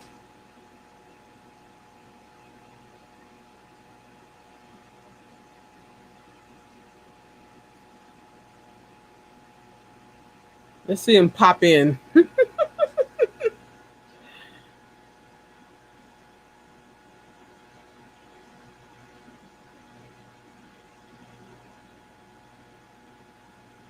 What do you mean that they can choose? They can pick and choose what they want.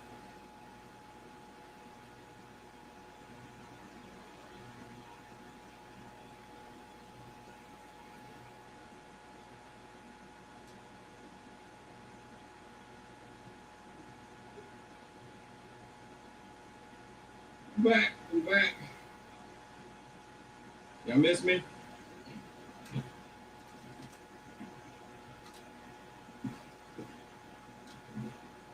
Oh, he didn't come in the way I thought he was gonna come in. Y'all think y'all slick, huh? Y'all think y'all slick. I'll tell you one thing. I wouldn't go in that bathroom if I was you. Your keys in the wall. And again, Derek is this brand new cop. He's 21 years old. He's not about to let this guy push him around. And so he doesn't do anything at first. He doesn't know what he's going to do. But he doesn't do anything at first. He just looks at this guy. He shows him that I'm not just going to fall over and get. But then Derek is given a huge curveball when Leah, his date, stands up and runs over to this guy and stands next to him and turns around and looks at Derek and goes, "Come on, give us your keys and wallet." And Derek's like, "Great, I'm getting set up by my date. I spent the past 2 hours with him. I had a connection with this girl." And so now Derek is just standing there doing nothing, not to be tough, but because he's in shock. He feels so betrayed by Leah. And he just feels like, how could F Leah, bro. You feel betrayed by Leah. You wasn't betrayed by Leah.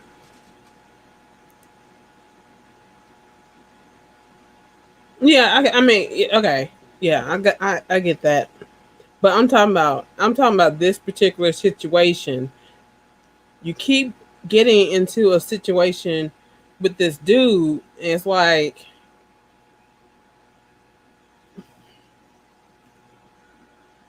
legally they're supposed to be packing wherever they go, whether on the clock or not. They're always supposed to be packing. And this whole story, like, did you hear of a gun? Because I'm not hearing nothing about no gun.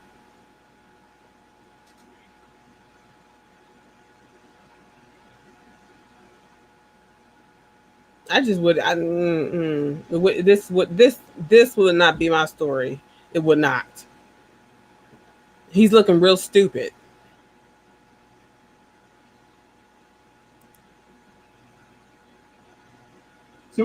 A person can only betray you when you have when you have when you have fully no when they have fully. That's why I was confused. It was they or you. When they have fully gained your trust. That's the only time a person can betray you. She didn't betray you. This was her plan all along. How you don't even know this girl? I bet you don't even know her last name. You probably don't even know her real name. She betray you. I'm sorry, man, y'all. There's this smell in the air right now that's messing me up. I couldn't think straight for a second. It smells like, I don't even want to say what happened. And in that moment, Leah walks to the back TMI. Door, so the smell won't come in here. What is that? It's foul. After the van, and she gets a metal pipe. She comes back around and she goes, Derek, give us your keys and your wallet. We don't want to have to hurt you. And this is when Derek looks at them both and he goes, no.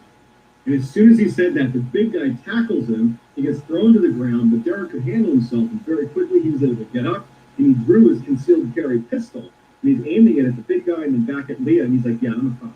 Go ahead and put your hands up now. As soon as they saw the gun, they both dropped their pipes and put their hands up. And so as he's holding them both at gunpoint, he's looking over at Leah like, really? You did this to me? Are you kidding me right now?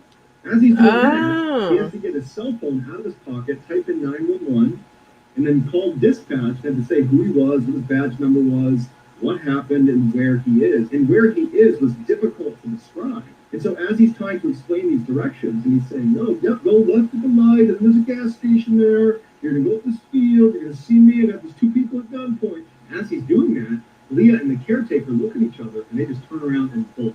They figure, he's distracted, we can at least get behind the van and run into the forest before he's going to catch us. And so instinctively, he takes off running after them, and he chases them for about 30 seconds into the tree line before he starts hearing gunshots. And there it is, someone's shooting at him. He sees the muzzle flash out in the middle of the forest, and he's like, yeah, I'm not doing this. He turns around, runs back to his vehicle, he starts it up, and he has to basically smash into the van, back into the fence over and over again, like Austin Powers, like a 25-point turn, before he was barely able to grind his way out and peel out of this car. And so Derek pulls into the nearest gas station. He calls up dispatch, and he says, hey, I just called 911 like 5-10 minutes ago, and I dropped the call because I was chasing somebody. Here's my name, here's my badge number. I'm now at this gas station. Can you send a couple of police officers over to my location now? And I said, yep, we'll send some to you. And so a police cruiser shows up with 2 officers inside that Derek recognized. They were senior to him. And they got out, and he explained again what happened, and kind of gave him a hard time for getting catfish in his very first date. But oh, heck no, bro. Oh, heck no, bro. Oh, heck no, bro. Okay, so he was smart to not tell this chick that he was a cop.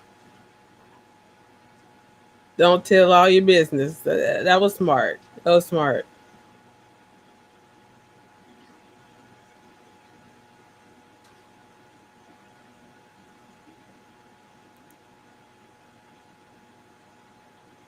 Look, go back to your town, man. You can't trust folks out here, bro. You cannot trust folks out here. Hey, y'all, look, it's a live stream, baby. It's a live stream. Hey, you never know what happens when you live, man. Mother Nature might call. I'm gonna have to edit that part of the video out later, so that people that's watching it after the fact, they'll be like, "Yo, what the heck? How long is this man going for?" I say y'all in the chat. They'll be like, "All right, he's probably doing number 1. Wait. He's been gone a while." And then two. Anyway, look, I ain't trying to get into all that. No, I was about to call out these chats, but they just went away. They disappeared. Only one I see is Antoinette. I think that's how you say his name, Miss Marsha. Marsha, A-OK all day. That's right, big baby. Yeah, them apple pies did a number on me, man. No help that I'm drinking this. You know what? Let me stop. At the same time, they knew it could have gone really badly. And so they decide they're going to load up in the police car Right. together, all three of them, and drive. Right, exactly. He's not as dumb as I thought. Because he was looking dumb for a while, man.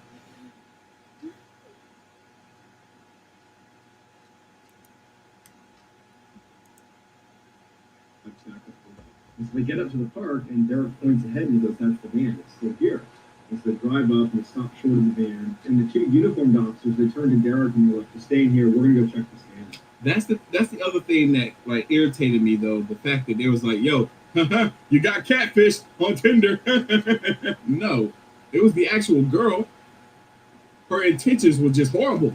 And so Derek's sitting in the car watching these guys go up to the vehicle. They're looking all around. They're peering behind the vehicle. They're looking in the wood line. There's nobody there. And at some point, he sees them put their pistols away. And they go in the van. They're kind of shining with their flashlights all around. They're looking in the back, looking in the front. And then after a few minutes, they walk back to the cruiser. And as soon as they got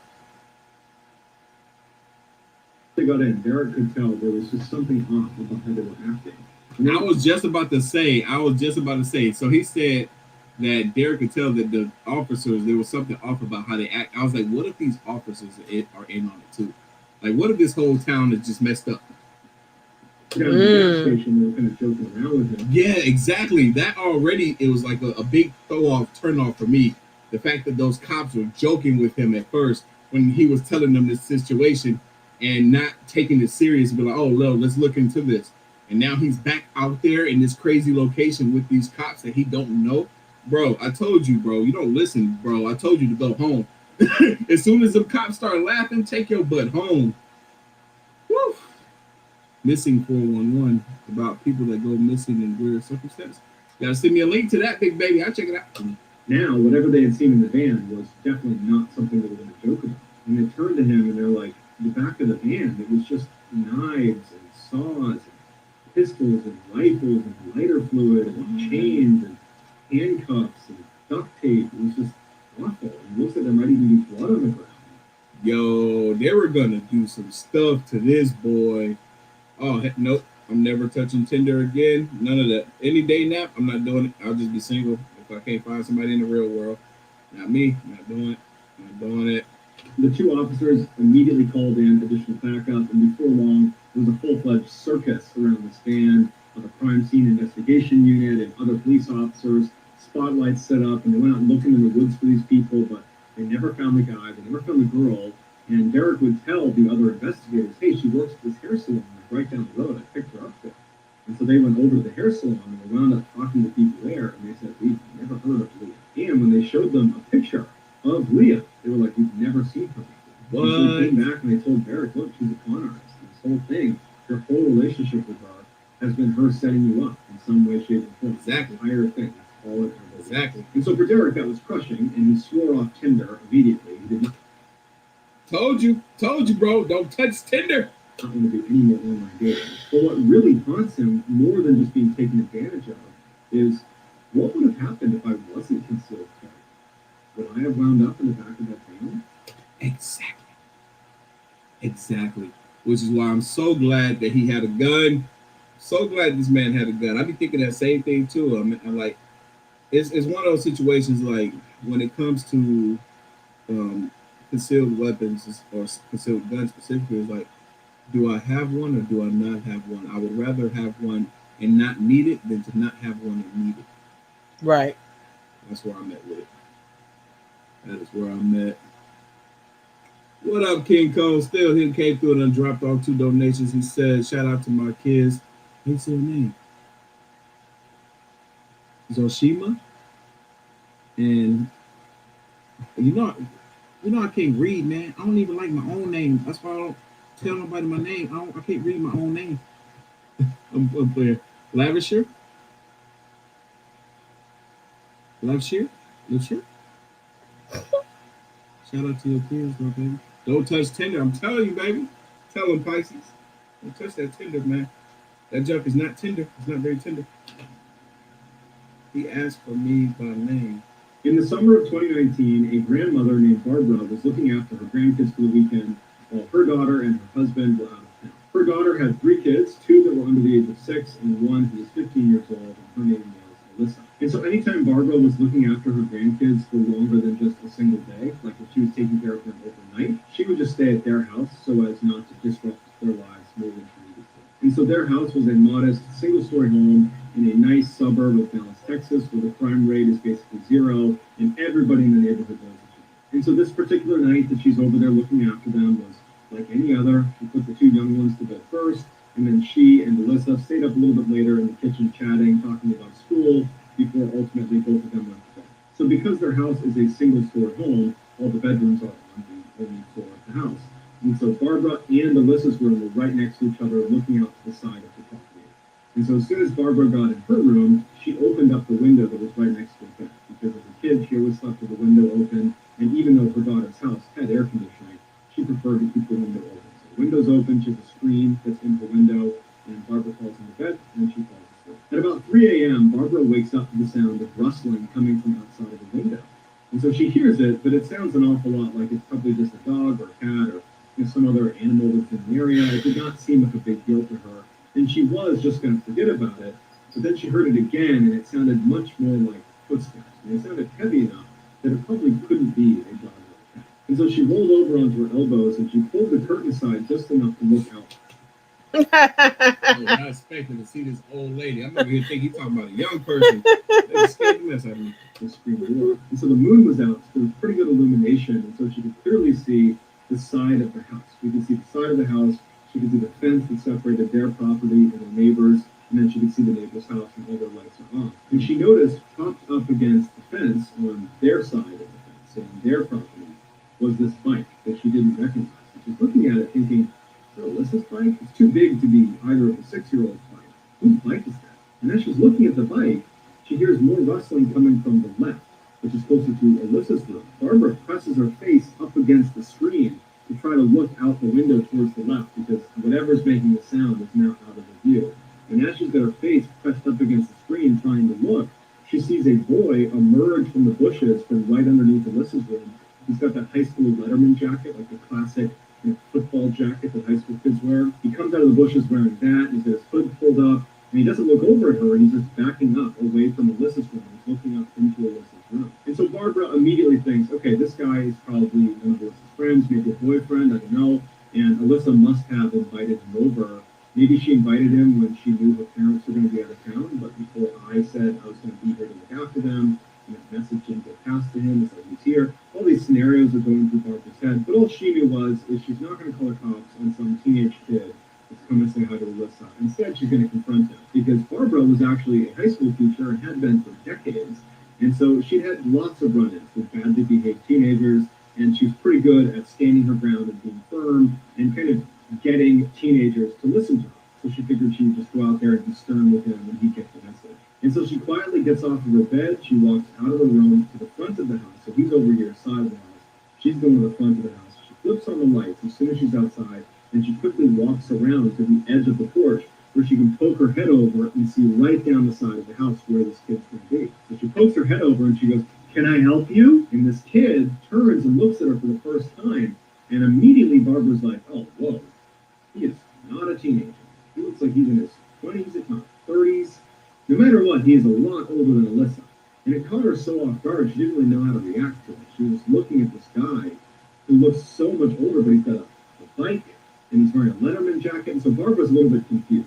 And so she's thinking to herself, okay, it's possible that he could just be one of those kids that looks a lot older than he really is. But somewhere in the back of her mind, she's thinking, this doesn't feel right. This feels like a grown man is trying to get into the house. And so as she's thinking about this, she's also registering that this guy, he seems completely unfazed. He's just looking up at her, and he actually starts taking steps towards her to the point where Barbara says, stop where you are. And he does. And he looks up at her and he says, I'm looking for Alyssa. And she's home. And so as Barbara is just glaring at this guy, hoping that will be enough to get him to leave, but he's not leaving, it occurs to her that this could be a misunderstanding. And so thinking on her feet, she says to him, who did you say you're looking for? Lisa? Without any hesitation, he goes, no, I'm looking for Alyssa McCarran. She lives here. Barbara went silent for a second because he was right. That was her name, and she certainly was here. But she did not want him coming anywhere near the house until she had a chance to talk to Alyssa and confirm that she had invited him here, or at the very minimum, that she knew who he was. That makes perfect sense. This woman is smart. I love how she primed him to make sure that he said who he was supposed to say. He said, who? Who are you looking for? Lisa? No, he said her actual name. So now, time to talk to Alyssa to see if she knows who this guy is. So Barbara says to the guy, I need you to stay right there. It's 3 in the morning. I don't know you. 3 in the morning? This woman, Spidey senses was tingling. Nah, heck nah. Give me a minute. I'll be right back. And he appears to get the message. And so Barbara went back inside the house. She shut and locked the door behind her. And then she went into Alyssa's room and she shook her foot to wake her up. And so Alyssa kind of sits up and she's looking around. What's going on? And Barbara looks at her and she's kind of annoyed with how the night's gone. And at this point, she's kind of blaming Alyssa for probably having invited this strange creep over to their house in the middle of the night. And she says to Alyssa, did you invite a boy here tonight? And Alyssa's like, what are you talking about? Barbara narrowed her eyes and she said, well, there's a boy outside that clearly knows you. He asked for you by name and he knows you live here and he's outside right now. Can you please go out there and tell him that coming over unannounced at 3 in the morning is not very polite? Shouldn't be. Alyssa's confused and she's looking at her grandmother like, what are you talking about? Why is she still calling him a boy if he's a fully grown man and she knows it? What's up, Lizzie Pooh? Thank you for the dono. And so she leaves. So whoever's for the replay, if you like my content, you're liking what you're seeing so far, if you like my makeup, hit the CashApp, PCDragon. And you can also take a look at my different looks on IG at Beautifully Animated without the space.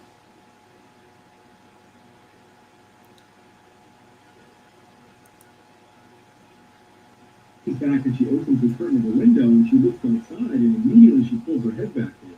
And she says, Grandma, he asked for me by name? And Barbara's like, yeah. He said, Alyssa McCann lives here. And Alyssa's like, we have to call 911. I've never seen him before. Suddenly, everything made sense for Barbara. This was a stranger. This was not a friend.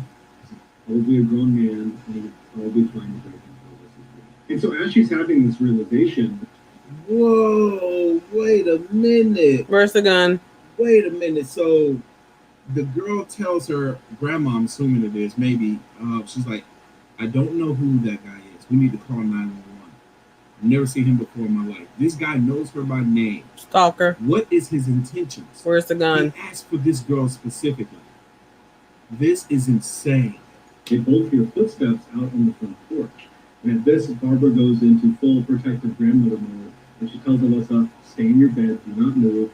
And Barbara runs out of the room. She goes into her bedroom and she shuts that window and locks it. And then runs to the front of the house to make sure that door was locked. Because she thought she locked it when she came in, but she wasn't 100% sure. She gets right in front of it and she can see that it's locked. And now she's standing right on the other side of the door, kind of waiting to see what's going to happen. And this guy is standing on the porch, but obscured. She can't see him because he's on the other side of the door. And it's silent for a second. And as she's standing there just waiting for something to happen, she hears knocking on the door. And it startled her when she heard it, and she yelled out, there's no Alyssa McCarran here. You have the wrong house. You need to leave or I'm calling the police. And the knocking stops for a second, and he says, I know Alyssa lives here. Tell her to come outside. He goes back to knocking, and Barbara picks up her phone, and she calls 911, and she intentionally talks really loudly into the phone, making it very obvious she was calling the police. Yes. What's insane, too, is to think about this girl, right? Think about Alyssa. How terrifying must she be that some strange man that she doesn't know, never seen before in her life, but knows her by name, wants her to come outside. And for what? Woo! And very clearly, this guy picked up on what Barbara was doing because the knocking stopped, and she saw him through a little slit with glass next to the door, run to the left of the house, back towards the side where his bike was. And so Barbara, while on the phone, runs into the bedroom where she was sleeping, and she looks up the side window, and the last she sees of this guy is riding his bike across the street, and then he stops next to an SUV, and he opens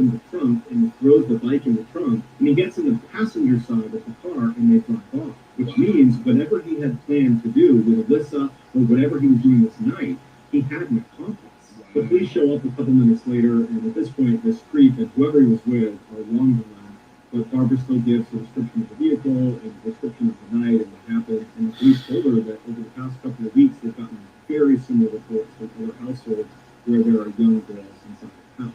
Apparently, this boy was actually a grown man that would use social media to figure out where kids live, and then he would dress up like a teenager, and then he would go stalk them. And so whatever Alyssa had listed online, he'd been able to deduce that she was there. Who knows how long he had been looking in the window at her at night. Yeah, we got 2,100 people in here, almost 22. Shout out to everybody up in here right now. Y'all take that into account. Talk to your kids about the dangers of sharing your information, personal information online. Exactly. Giving your locations. One thing I used to always hate for people to do, especially like with Facebook, you know, the check-ins, where people will, you know, they're with their group of their friends and they will check in at a location. They're like, oh, I'm here with all of my friends, blah, blah, blah, blah, blah. I'm like, don't tell nobody you checking in with me until after we've left this place. Don't do it. Don't do it. Because you never know who could be watching. They're like, oh, so-and-so's not home right now. Let me stop by there. Wait.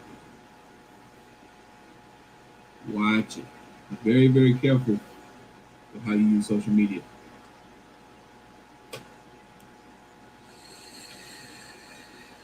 Play.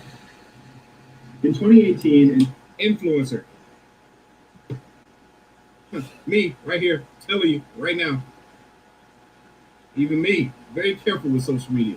And I'm an influencer. up-and-coming Instagram influencer named Wendy was contacted by a hotel in Miami, Florida, that wanted to see if she'd be willing to stay at their property over Memorial Day weekend. They said they were willing to cover all of her expenses as long as she was willing to post a couple of times while she was at the hotel, showing off how great the hotel was. They also told her she must have been a pretty big influencer too. I'll be in Miami. her to bring along a female friend, and that friend, they would cover all of her expenses as well. Even though Wendy didn't know if she had any girl friends that would want to do this with her, she was so eager to take them up on this opportunity because she was trying to make being an influencer be her full-time job.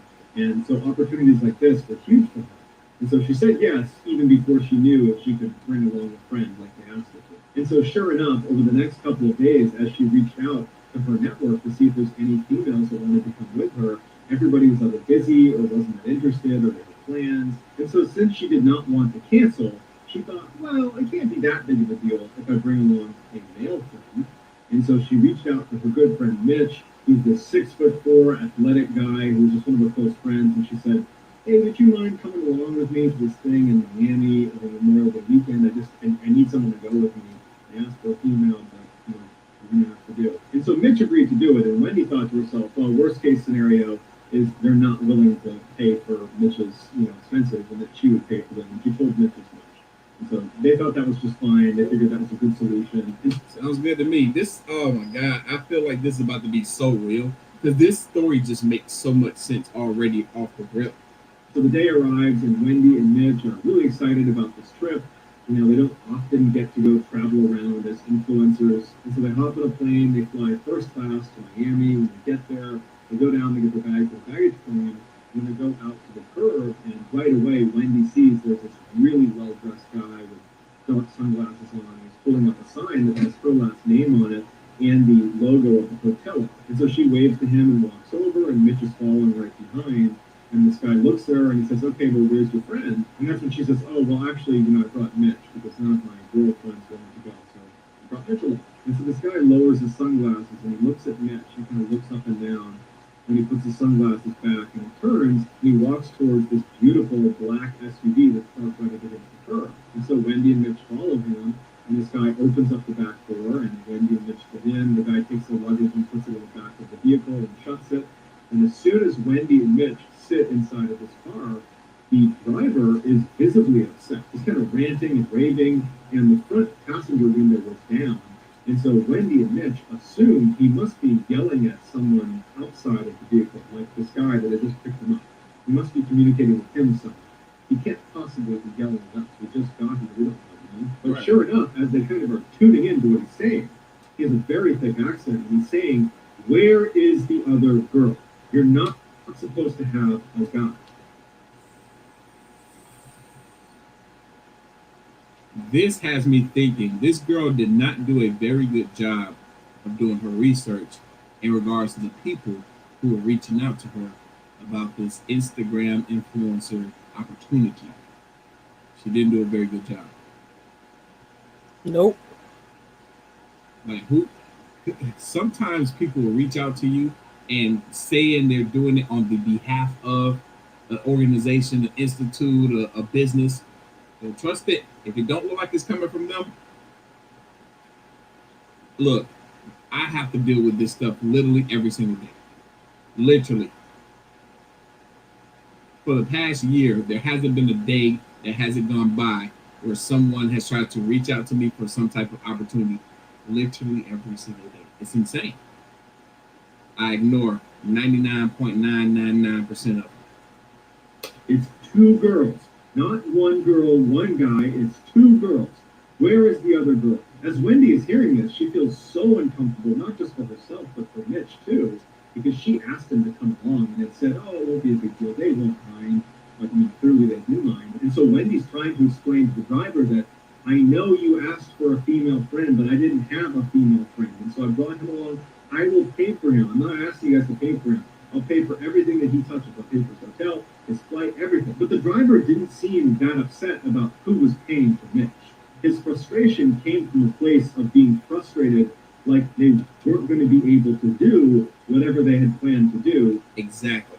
Because now Mitch is in the picture. And so as Wendy and the driver are kind of going back and forth and the driver's getting more and more frustrated, the guy that had originally greeted Wendy and Mitch popped in the front seat, and he and the driver started arguing with each other in Portuguese. Ooh, oh, hell no. Where are they from? They Brazil? They from Brazil or from Argentina? Yo, if I was Mitch and this girl, I would have been like, we're getting out this car right now. We're out of here. And so for about a minute, Wendy and Mitch are looking at each other like, what is going on here? And these are yelling at each other, and they stop. And the driver turns around again, and one more time he says to Wendy, where is the other girl? What other girl? Wendy says, there is no other girl. It is Mitch and I. That is it. At this point, the driver makes it sound like he was disgusted with both of them and raises his hand up like this, and he turns to face the road in front of him. And the guy that had originally greeted Wendy and Mitch, he gets out of the passenger seat, goes around to the back, opens the back of the truck, takes their luggage out, throws it onto the curb, goes to the door that is closest to Mitch, opens it up, and he tells them to get out. Good. It's exactly what they need to do. They need to get the heck up out of there. And so Wendy and Mitch climb back out onto the curb. The guy shuts the door behind them. He hops back in the front seat, and that car peels away. That was it. At this point, Wendy's thinking to herself, I bet those two guys have nothing to do with the hotel and the people that I have been communicating with to set this whole thing up. I bet they are just the drivers, and they were told to pick up two girls, and we showed up with a girl and a guy, and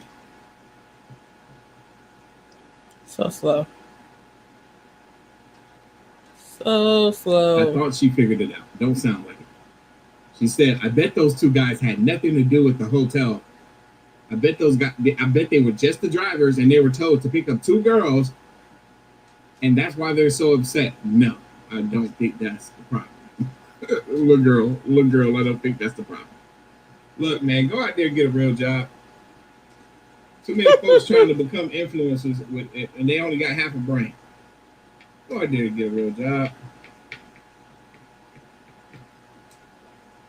Screwed them up, and they got mad and got really mad, I guess, and they left. And so I bet if I can just get in touch with the people at the hotel, the people I had spoken to, that they can fill this whole thing up. And so she opens up her email and she sends a message to Marissa, who was one of the people at the hotel that she'd been going back and forth with when she was buying a plane ticket.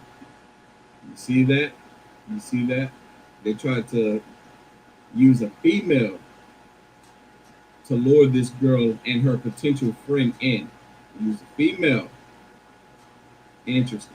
And then she sent another message to the Instagram account that had over 10,000 followers that she'd been going back and forth with quite a bit that had actually originally reached out to her. And so for a couple of minutes, Wendy is watching her phone, waiting for a response. And at some point, Mitch says to her, by the time we get a response to either your Instagram DM or your email, we probably could have just taken an Uber over to the hotel.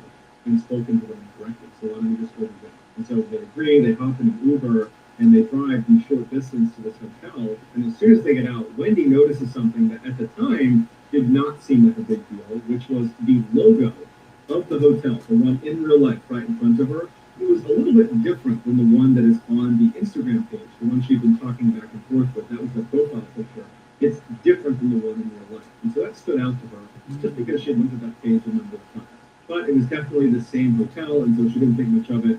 And she and Mitch walked inside right up to the front desk, and Wendy asked to speak to the manager. And shortly thereafter, a manager comes out, and she asks Wendy and Mitch to come into her office. They go inside, and she says, "Okay, guys, what's going on? What do you need?" And so Wendy explains the framework of the deal she had negotiated with Marissa, and she said, "Look, when I got to the airport, the guys that picked us up were incredibly rude, and they wouldn't give us a ride here, and I just want to let you know what happened. We don't care, we got a ride here, but we just figured you should know." And the woman looks at her kind of puzzled, and she says, "Who was the person you talked to?" You said Marissa? And Wendy's like, "Yeah, Marissa, she's the marketing person." And the manager looks at her, and she says, "No, I'm the marketing person. My name's Kelly. I think you're at the wrong hotel, because we don't have any influencers that are here right now, and I would have known about this." Wendy can't believe it, and she pulls up the Instagram page she's been talking to, and she shows it to the manager. And the manager takes it, and she's pretty surprised by what she's looking at. She's like, "This is our old account. We deleted this, or I thought we deleted this. We have a new one because we rebranded. We have a brand new logo. Everything's new, and we just felt like we'd start fresh. So I don't know who owns this account now, but that is our account. It's just we don't use it anymore. I don't know how anyone got hold of it." At this point, it clicked for Wendy that this whole thing was a facade.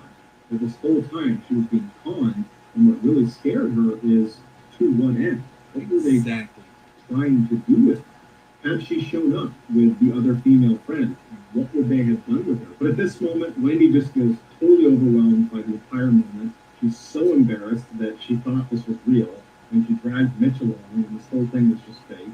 She's so embarrassed that she just approached this manager who basically said, "That's all fake." Like, the fact that this girl is embarrassed, girl, you have no reason to be embarrassed.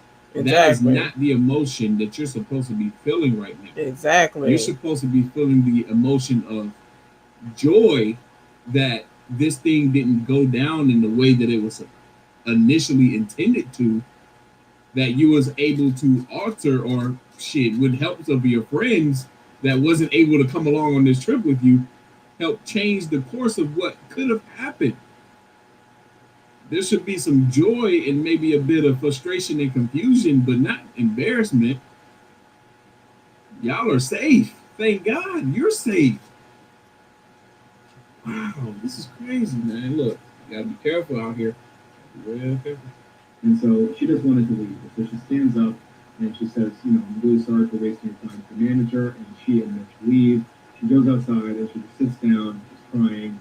And Mitch says, "Hey, you really ought to call the police and let them know this happened, because clearly there were plans for you, and had you got a female friend, and they can't have been good plans. I think you need to let the police know that this scam exists." Yeah. And so Wendy does call the police, and she explains what happened, and she's surprised when they say, "Hey, where are you right now? We'd love to send a detective over to you to talk to you a little bit more about what happened." And so Wendy tells them where they are, and she's a little bit surprised that they want to send a detective over to talk about this, because in her mind, because they've been working on it. I mean, it's a big deal to her and to Mitch, but nothing like happened. Yeah. But either way, they go sit on the bench right outside the hotel, and they wait for the detective to show up. And just a couple of minutes later, he does. He walks up, he introduces himself, and he says, "Hey, let's go inside and grab a table and we can chat." And so they go inside and they sit down, and Wendy and Mitch go over the story one at a time.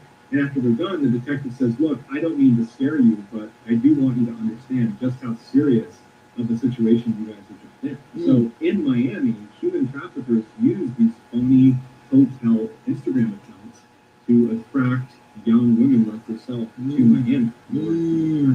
Wow. So they will buy these old business Instagram accounts from companies that are either rebranded or who are going out of business. They'll pay top dollar to acquire those Instagram accounts. Wow. And then they will use them in order to get people like you to come to Miami. And so,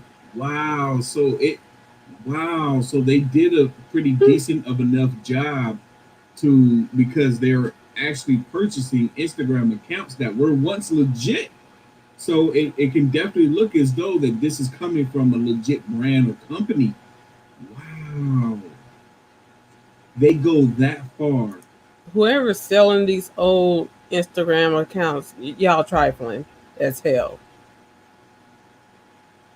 If you want to rebrand, just delete the shit. Why are you selling it to people who can use it like this? Like trifling. For human trafficking, if they're willing to sit there and purchase, spend top dollar on these Instagram accounts to better disguise what plans they have. This is bullshit. Man, these girls could have been in something so serious. Oh my goodness. They would have been in something so serious. You see, you guys, this is what I'm talking about when it comes to the dangers of being an influencer. Some of the things that can happen. You never know. And it makes sense that trafficking, human trafficking, is a big thing in Miami, but it's bigger here in Georgia.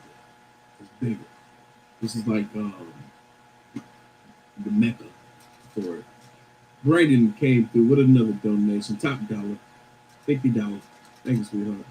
But seriously, it's scary to think, and it's crazy because I live in Georgia, and I've seen signs of it only once. I told you guys about that incident one time before, and I may tell you again in a later video, but we got to end this because I got to get up out of here. Probably the only reason they didn't follow through on their operation is because you brought Mitch along, who posed a threat to them. Exactly. And so that's why they were upset with you. Big old 6 foot tall, big burly man. Yeah, they wasn't ready for that. And that's why they decided it wasn't worth it. So even though this must have been incredibly traumatic for you, I'm sure you were scared as much as you were scared. So that's gonna do it, guys. I hope you enjoyed today's. Man, woo, Mr. Ballin. Thank you, bro. Thank you so much for finding these stories and telling them so good. I mean, I saw everything that came out of this man's mouth. I saw it all playing in my head. I have a very, very vivid imagination. Goodness gracious, this was fantastic. Woo! Anyway, y'all, I have to get up out of here. Let me do a few shout outs and then I am gone. Thank you guys so much for hanging out with me this evening. We did the live stream a little bit earlier than attended, but nonetheless, I had a great time.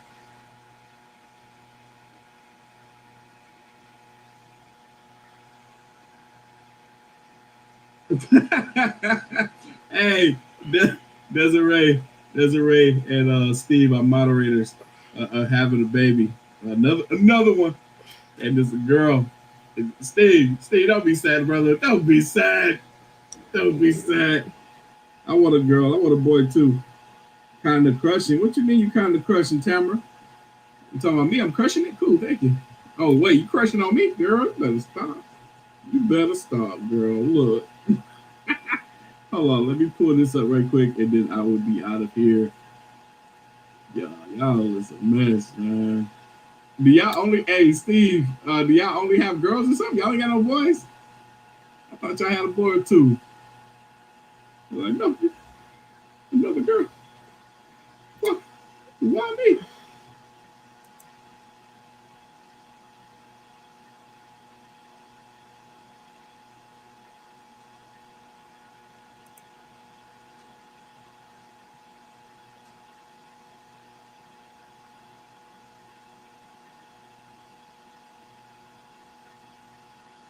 I wish he had a banner or something with his name on it. Let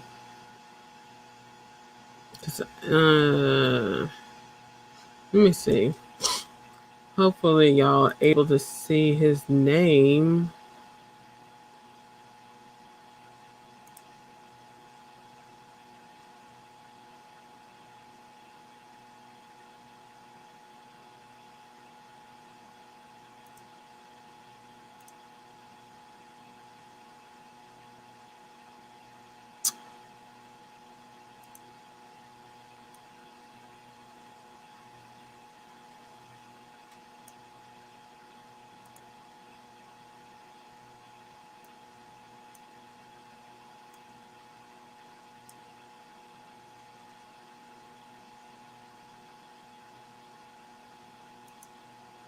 So this dude is artofkickz.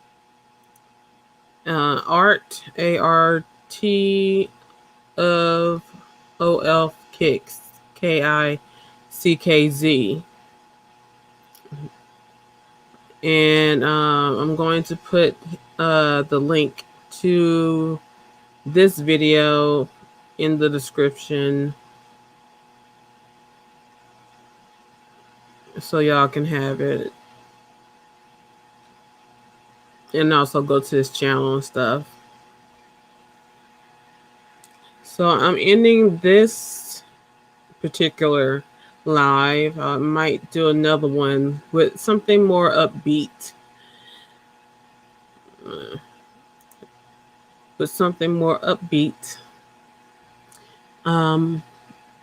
Get some laughs after watching something so serious. And I'll also put a timestamp of when the audio was working. I had to go through the mic, the speakers to the mic. So hopefully the sound is good. Yeah. So, okay. Thank you for watching. Please support the channel. My Cash App is, $sign PCDragon. And you can also find me on IG at Beautifully Animated without the space. And thanks for watching with me.